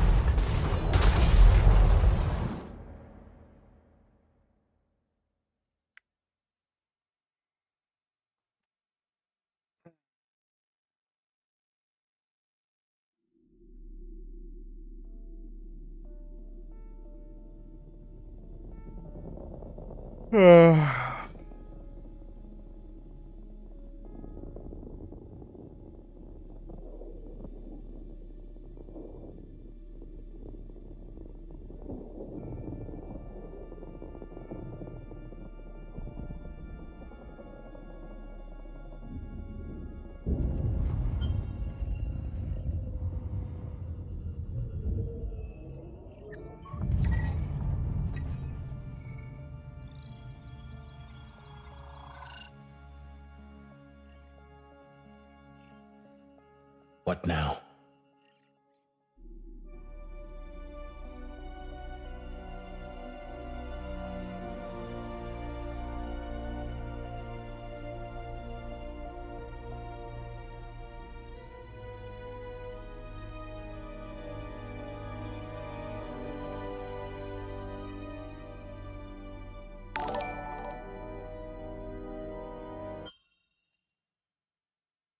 Dwayne Johnson donated $2. What's your stance on using ChatGPT to understand and research things? This is basically no different than Google, right? If you have to ask that question, there's no point in giving you an answer because you're fucking stupid. Thanks for the donation, dude.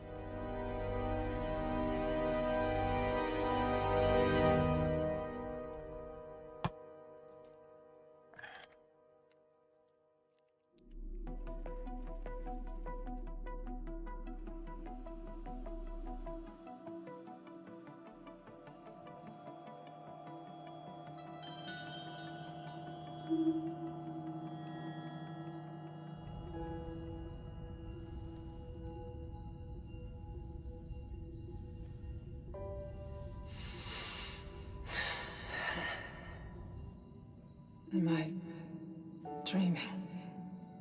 Take it easy, young. It takes a few minutes for the body to adjust to wake up. Vitals are looking good. Oxygen saturation 95%. Everything seems to be in working order. If you don't mind, please look up for me. Excellent. That should do it. Take it slow.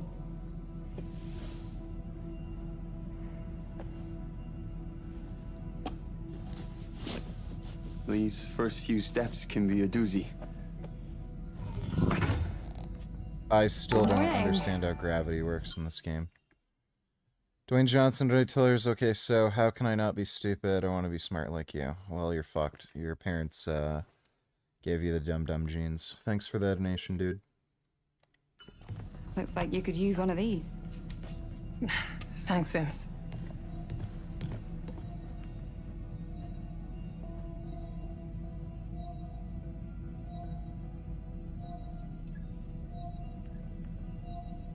Looks like we're on schedule. We're right on top of the marker.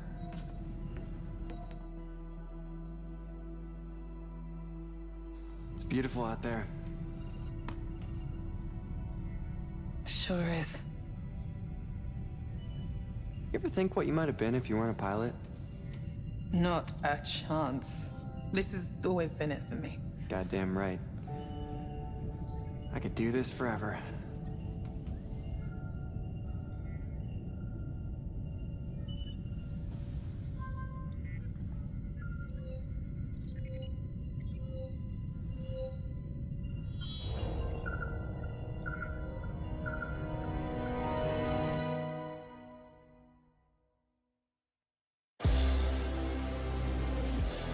Oh. Richard isn't smart. He can't even figure out the boots are just magnets. He's literally retarded and never understands anything until shit is pointed out to him because he can't reason. That wouldn't make sense, though, because everything else on their body acts as though it's in gravity. Like, their arms don't float up. Their clothes don't, like, float around. Like, their hair, most of them don't really have hair that would, like, float up. But, like, there's that white blonde girl who had the bangs. You'd expect her hair to, like, float up. Everything else seems like it's responding to gravity, and they're, like, some special weird gravity boot. It's, like, stupid. Thanks for that donation, dude.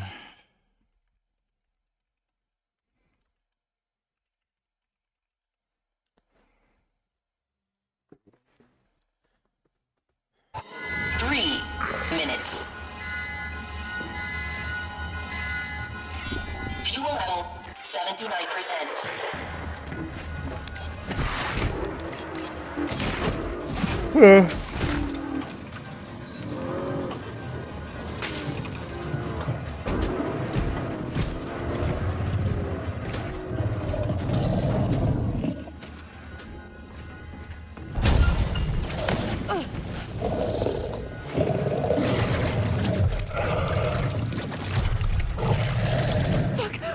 Fuck!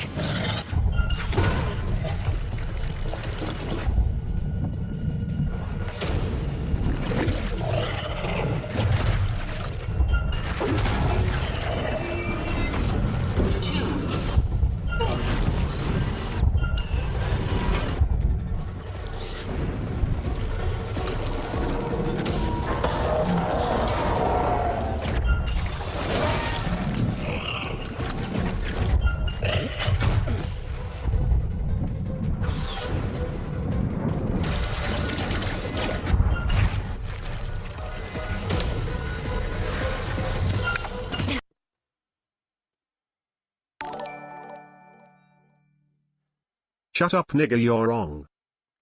Yeah, you say that. Thanks for that donation.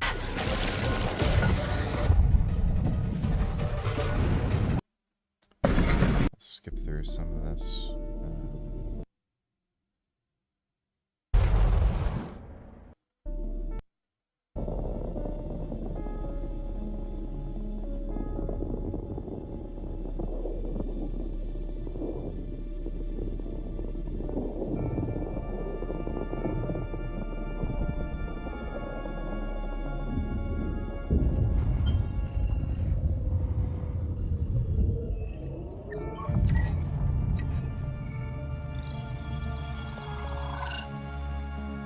Still together. Knew I couldn't get rid of you.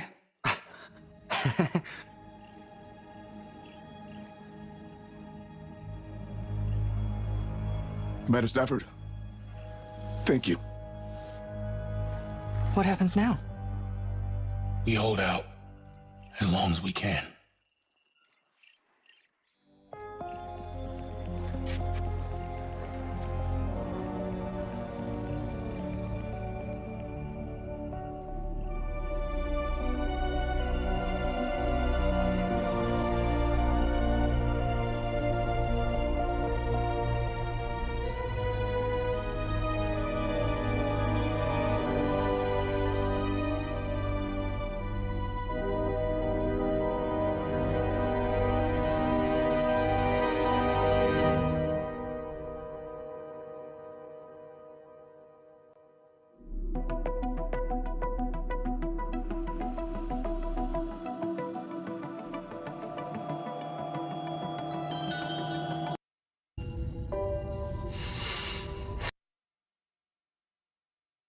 Take it slow. You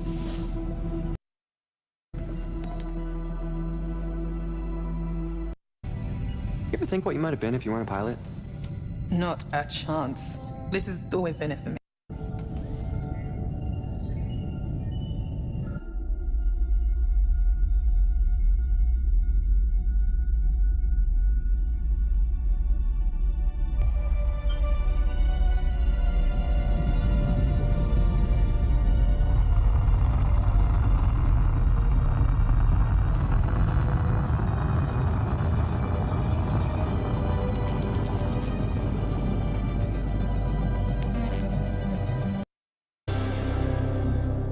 Skin in this game, that's my job.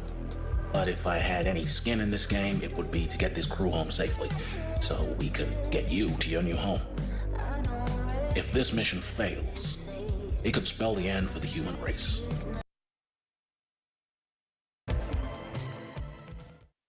When faced with oblivion, humanity, like all life, must adapt. To conquer the unknown, we must weigh who we are and be prepared to lose it all.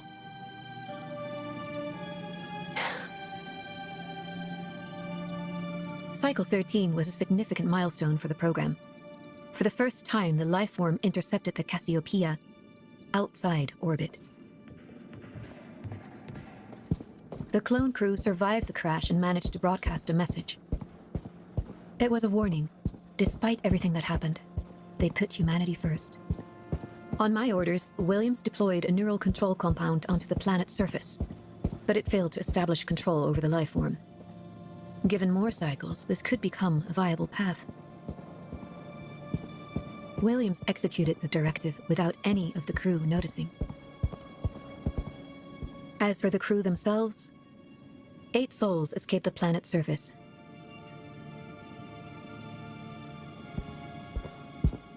They sought refuge in the Cassiopeia's booster ring. Better to die in space than fall victim to the life form.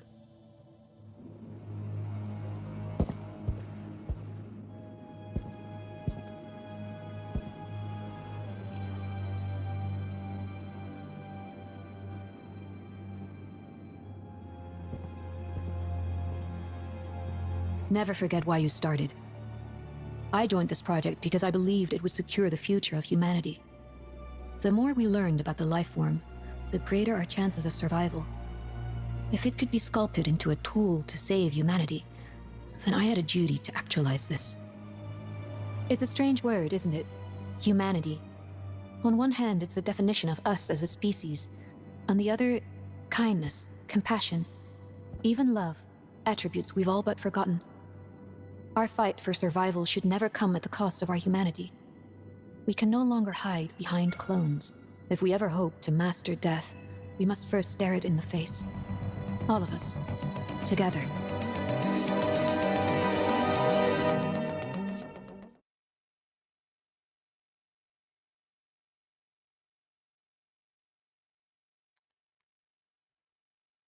That was not worth it at all. And DJ's deadbeat dead. Absolute deadbeat dead. He pays his child support, and then he takes it away from her in the form of attorneys that she has to pay. You wanted to become a team guy. It was always just assumed. Would Dad be upset if I became a veterinarian? DJ can't even spell veterinarian. It took him 5 tries to pass the driving test. You know who wanted to be a veterinarian? His girlfriend. DJ stole that story like he steals. He had to take a driving test 5 times? Mine, and he steals so many other people's stories.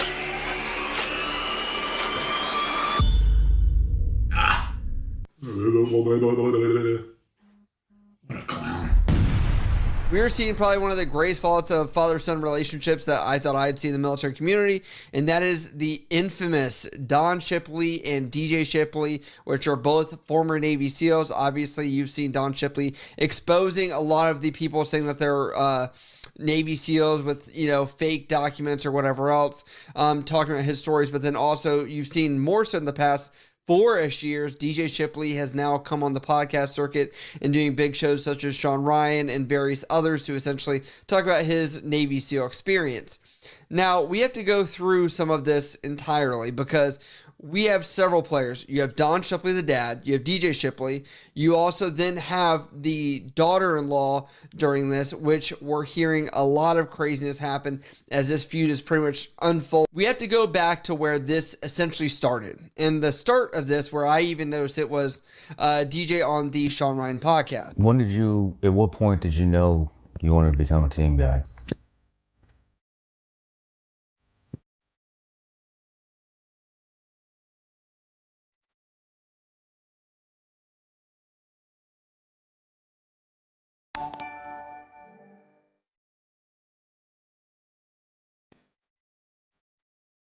When Goku donates $2, any fantasy novels you ever get into, like Lord of the Rings, Harry Potter? Or have you only read manga?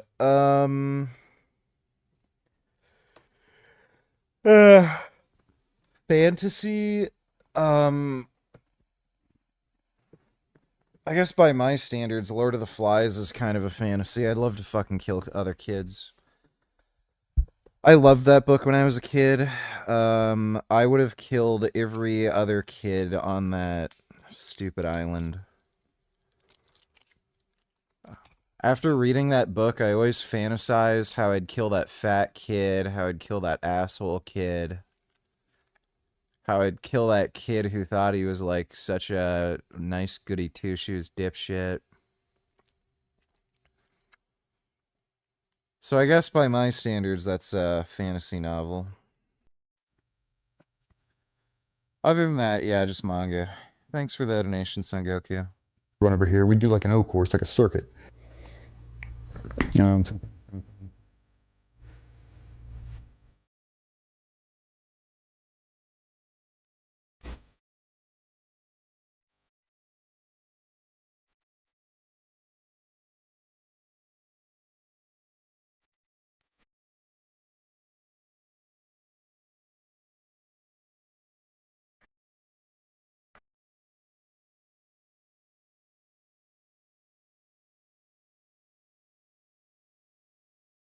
And that's because during that podcast, he essentially slights his dad in ways, essentially, that where he's like, he didn't want to join the military and be a SEAL, like he had wanted other things. His dad was always gone. They went hunting and he didn't want to go hunting. He kind of talked about how hard his childhood was, how they had this big farm. But hearing these stories from DJ's side are a little bit different, as like the angsty teenager. You can tell his experience with that is like, I want to go do what I wanted to do, where Don had a much different like why he did that. And he kind of explains this in the 11-part series, where he originally posed this to like a small group of people on his like Patreon or like paid services, essentially, to go see if they wanted to. And DJ said he did that just to make money, but the 11-part series has now been released with no monetization on it at all. So Don's trying to like screw off. He flips the bird at his son and is like, this isn't for money. This is because you have a crazy wife. Now, let's get through this crazy wife situation. Now, essentially, I'm going to let Don Shipley take it away, because he tells a story of how his other grandchildren are essentially being held captive and what's fraying apart this family. Please stop. You all do whatever you all need to do to make a living. You all do. You raise your girls. You all do whatever you need to do. But please leave us out of it. We are old. We are not well. And we're doing the best we can. Please leave us alone. And quit lying. Lies always catch up with you. I'm sorry. And Diane is out by the pool with me cleaning it in Maryland, and she gets a phone call. And it's from a young lady that she buys jewelry from. She never met her. She's from the internet. And she's like, oh, I love your jewelry. I love your jewelry. I'm so glad you called me. And then Diane started in on her about how precious and beautiful her son was. On a roll, flattering her about how beautiful that little boy was. And then she said, that's your grandson. That's how it went. The whole wedding shit over that was to get me away from them, and money, it was all money related, so. And now we've got a grandson. When Patsy found out that we found out, Patsy threatened Diane. She hadn't heard from there all those years. If you have anything to do with that little boy, if you have anything to do with that evil woman, see how this is all going around? You'll never see your grandkids. Ever, ever, never, never. Well, we already hadn't. You can't take anything more from them. What kind of person deprives their grandchildren out of their grandparents? That it is all about our grandson.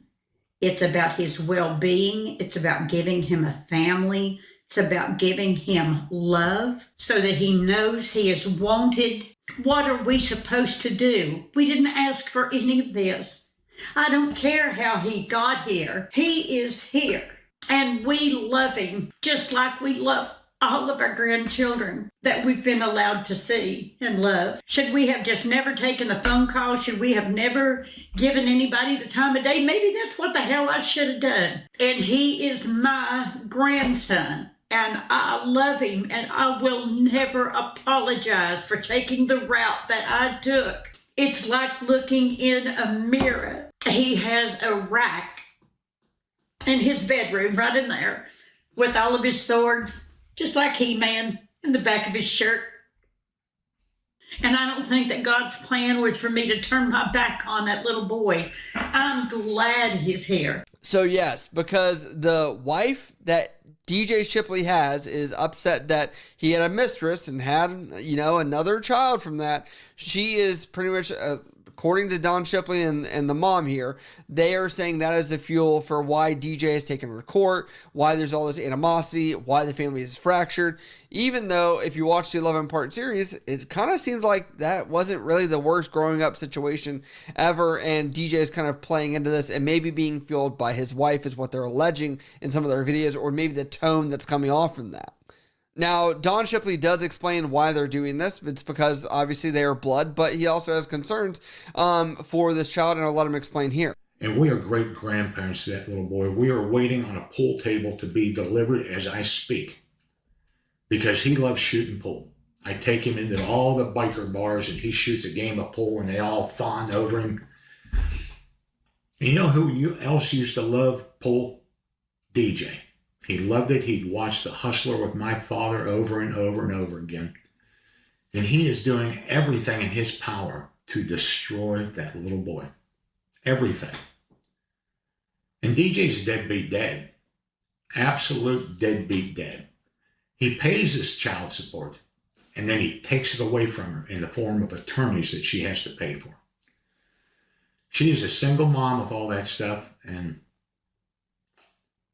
it's hard to watch what he does to her. He has turned his attacks onto her. If you want to meet DJ, he's in Virginia Beach, up there at the courthouse probably as we speak. He's got her back in court, trying to cheat her out of $300 in child support payments. And not because it's because he needs to hurt her. Patsy has put him up to this. Take her back in there. Because she's a single mother, she runs a small business, and she is insanely distracted by these frequent appearances in court. So DJ can hurt her again. And by doing that, he hurts that little boy. It is just a shit show beyond words. And so in that respect, he's an abusive father. But I don't know why people want to do this. Like, it's just... Dude, it's such a pain in the ass. Just, like, move on with your life. Holy fuck. He's never going to be in there. Dude, this guy is so fucking toxic.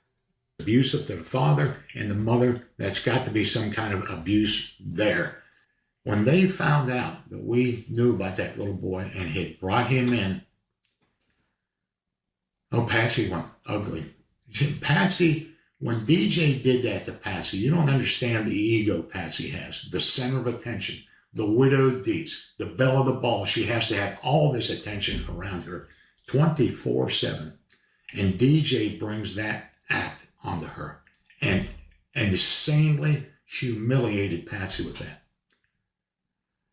And she will never forgive him. She puts a nice smile on that camera there as the two of them go at it. But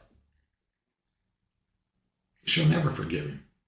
Now, DJ Shipley has never actually come out and talked about this officially from any of this on his Instagram that I've seen. I've not seen from their wife, Patsy, either, that's been there. All right, ladies and gentlemen, today we have DJ Shipley on the podcast, medically retired in 2019, a husband and father to 2 daughters. And as you can see here, he doesn't even acknowledge his son in any of the podcasts. That this was aired about less than 2 weeks ago, around the same time Don was making his videos. Essentially, they're saying she has been the problem. Now, she has a very interesting past as well. She is a widow of a Navy SEAL. Her dad was a Navy SEAL. DJ Shipley is a Navy SEAL. It's like she cannot get out of this like community to save her life, essentially. But I guess it's all she ever knew either way. So, like, I guess it brings comfort, like it's like a trauma comfort. And I could even say that for DJ as well, where like maybe it's trauma comfort where, growing up in this environment where you're always around Navy SEALs. She is so humiliated still, and she's got that hollow shell, and she has to destroy something. So she takes it out on the mother, she takes it out on the little boy, she takes it out on Diane, she takes it out on me, and her flying monkey DJ is a willing participant in all. To torture us for taking that little boy in. I've had him deer hunting already. He's caught some nice fish. Great. That's just great. He's only 6. Now, I will say this about that, of why we're so enraged by DJ's performance.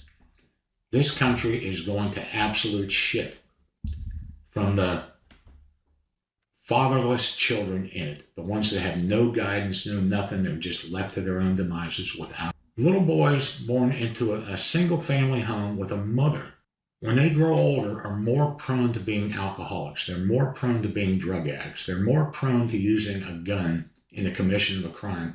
They're more likely to drop out of school. They don't know anything about being a dad, so they struggle with relationships.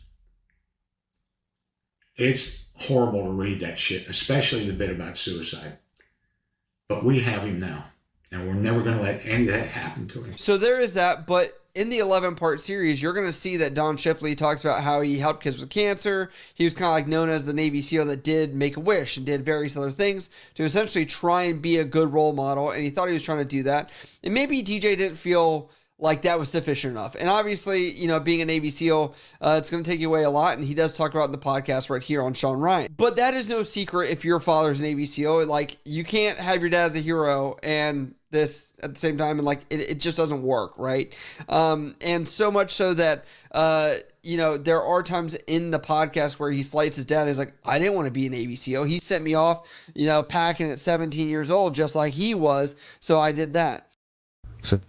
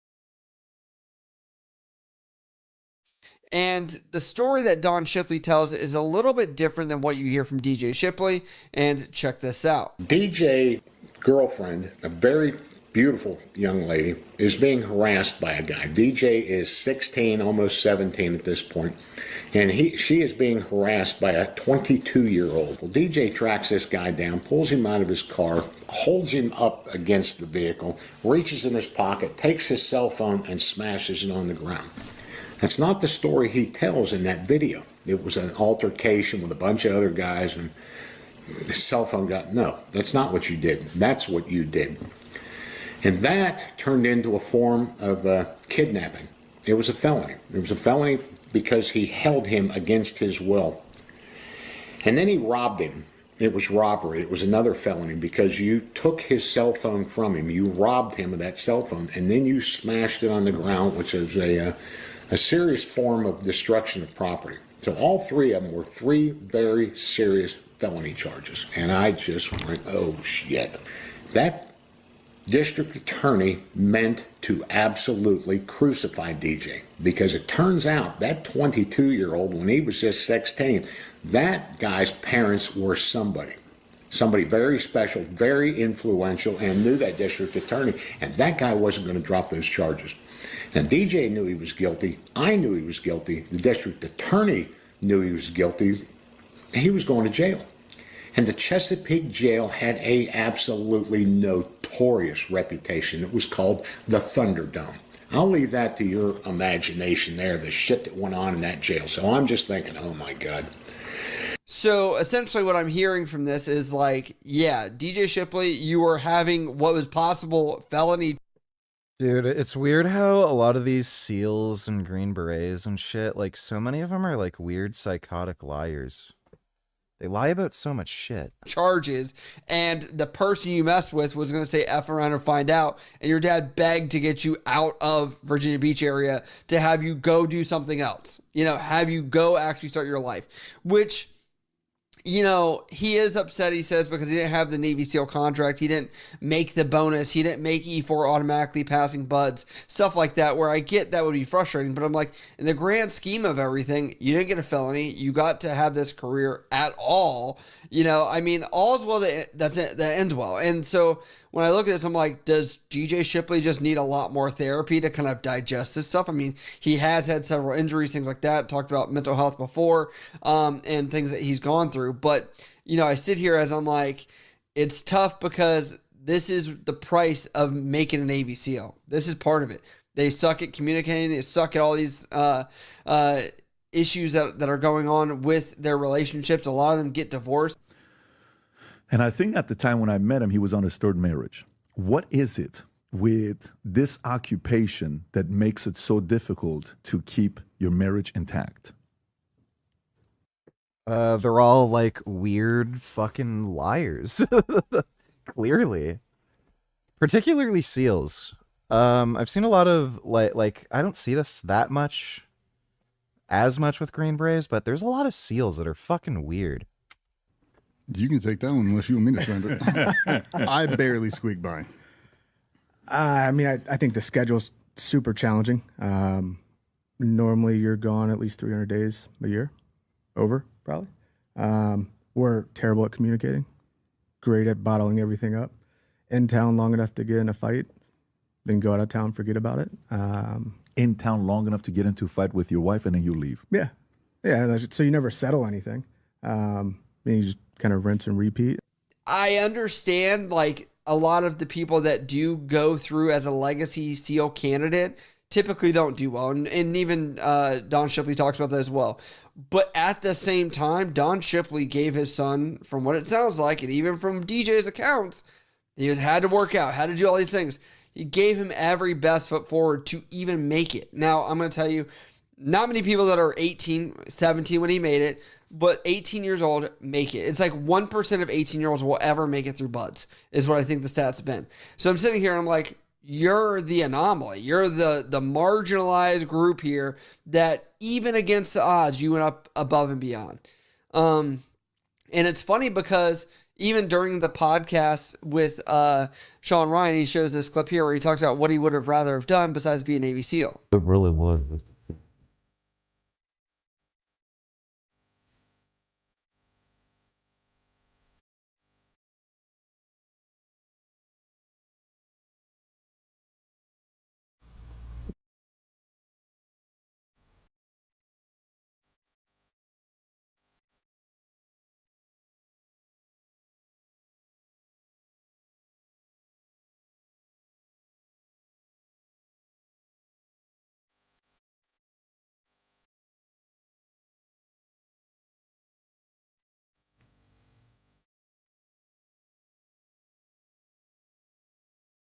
So yeah, he said, I wanted to be a veterinarian and I wanted to do other things. And that was never on the table. And that was in middle school. Obviously, take it with a grain of salt. You're in middle school. We're not talking senior year or junior year, right? But essentially, Don Shipley is like, nah. And just one final thing before I go. You've all heard the DJ about me screwing him out of being a veterinarian by making him join the Navy. DJ can't even spell veterinarian. It took him 5 tries to pass the driving test. You know who wanted to be a veterinarian? His girlfriend. That was what she wanted to be. And DJ stole that story like he steals mine. I see. Yeah, this guy seems like a jackass. And he steals so many other You know, now it makes sense that he'd do a video with Mike Israetel. people's stories. Veterinarian. I wish I could have got him in a seat like on the Sean Ryan show, me and him together, and I'd go, hey, spell veterinarian. What a clown. What a total clown. And on top of that, we have to annotate here that Don does mention, like, DJ didn't even have a driver's license for a while because he had to take the test 5 times to even pass it. He had to retake the ASVAB in order to even try and get his math scores up, which he did not get it up to the required amount, and there was a waiver for that, just like Don had to do. And so that's why he's like, you were never going to get the contract anyway to actually become a Navy SEAL. When I look at this, as much as I can understand the pressure, all the things that come with your father being a Navy SEAL, all of the narratives you could write, all the bad stuff you could say. You got this yappy, spouse that essentially is mad you cheated on her and you have another kid. I get that too. But there is a level of ownership of your actions, what you do. If you have a child, you got to take care of it. That's just what it is. And if your parents are there to, in some way, not even monetarily, but by blood support that, why are we fighting that? Why? Like, it's so sad that this is the vindictive nature. It's almost like DJ Shipley's wife, Patsy, thinks like, if we just ignore this, this kid will go away. I mean, yes, but at what expense? To ruin your quotations family that you think that you have, even though everything behind the scenes, like, we all now know what this is. And we all, like, are you going to now put this kid on your mantle at Christmas to show, like, look, we're still all together. I'm accepting of this kid. The kid's 6 years old. It's almost too late. I'm going to tell you that right now as somebody that came from a very bad situation as well. I get it. I understand what it's like to not be the wanted kid. That was me, right? And so I say that as that's why I want to narrate the story a little bit, because I'm like, it is fucked up. It is shitty. There's a point where I think everybody has to go through. My parents were not perfect, and I have to get over this if I want to move forward in my life, if I want to see their last days on this earth and actually enjoy them. Like, these are not things coming from somebody that's not a legitimate source. Like, we as viewers of Don Shipley and DJ Shipley content, we hold both of you guys at some kind of merit that's here, right?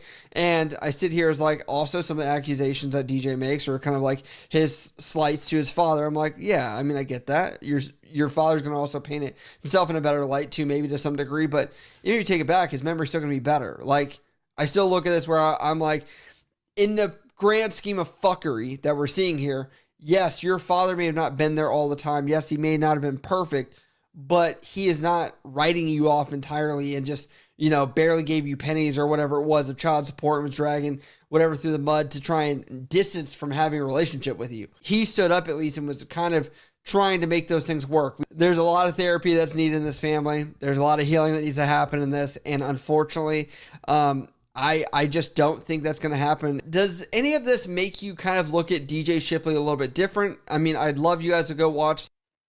Yeah, the guy's a manipulative liar. And a selfish jackass. Holy shit. Well, again, makes sense that he'd do a video with fucking Mike Isertel. Like minds find each other.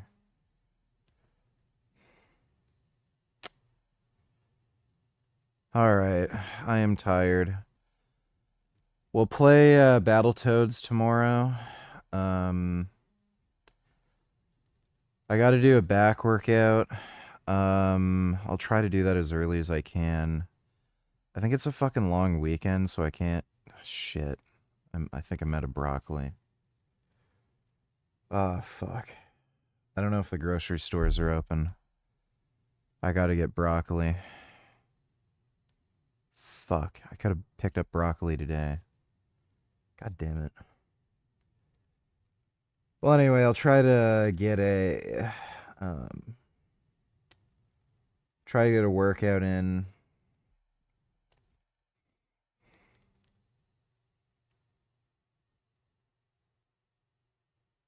Shut the...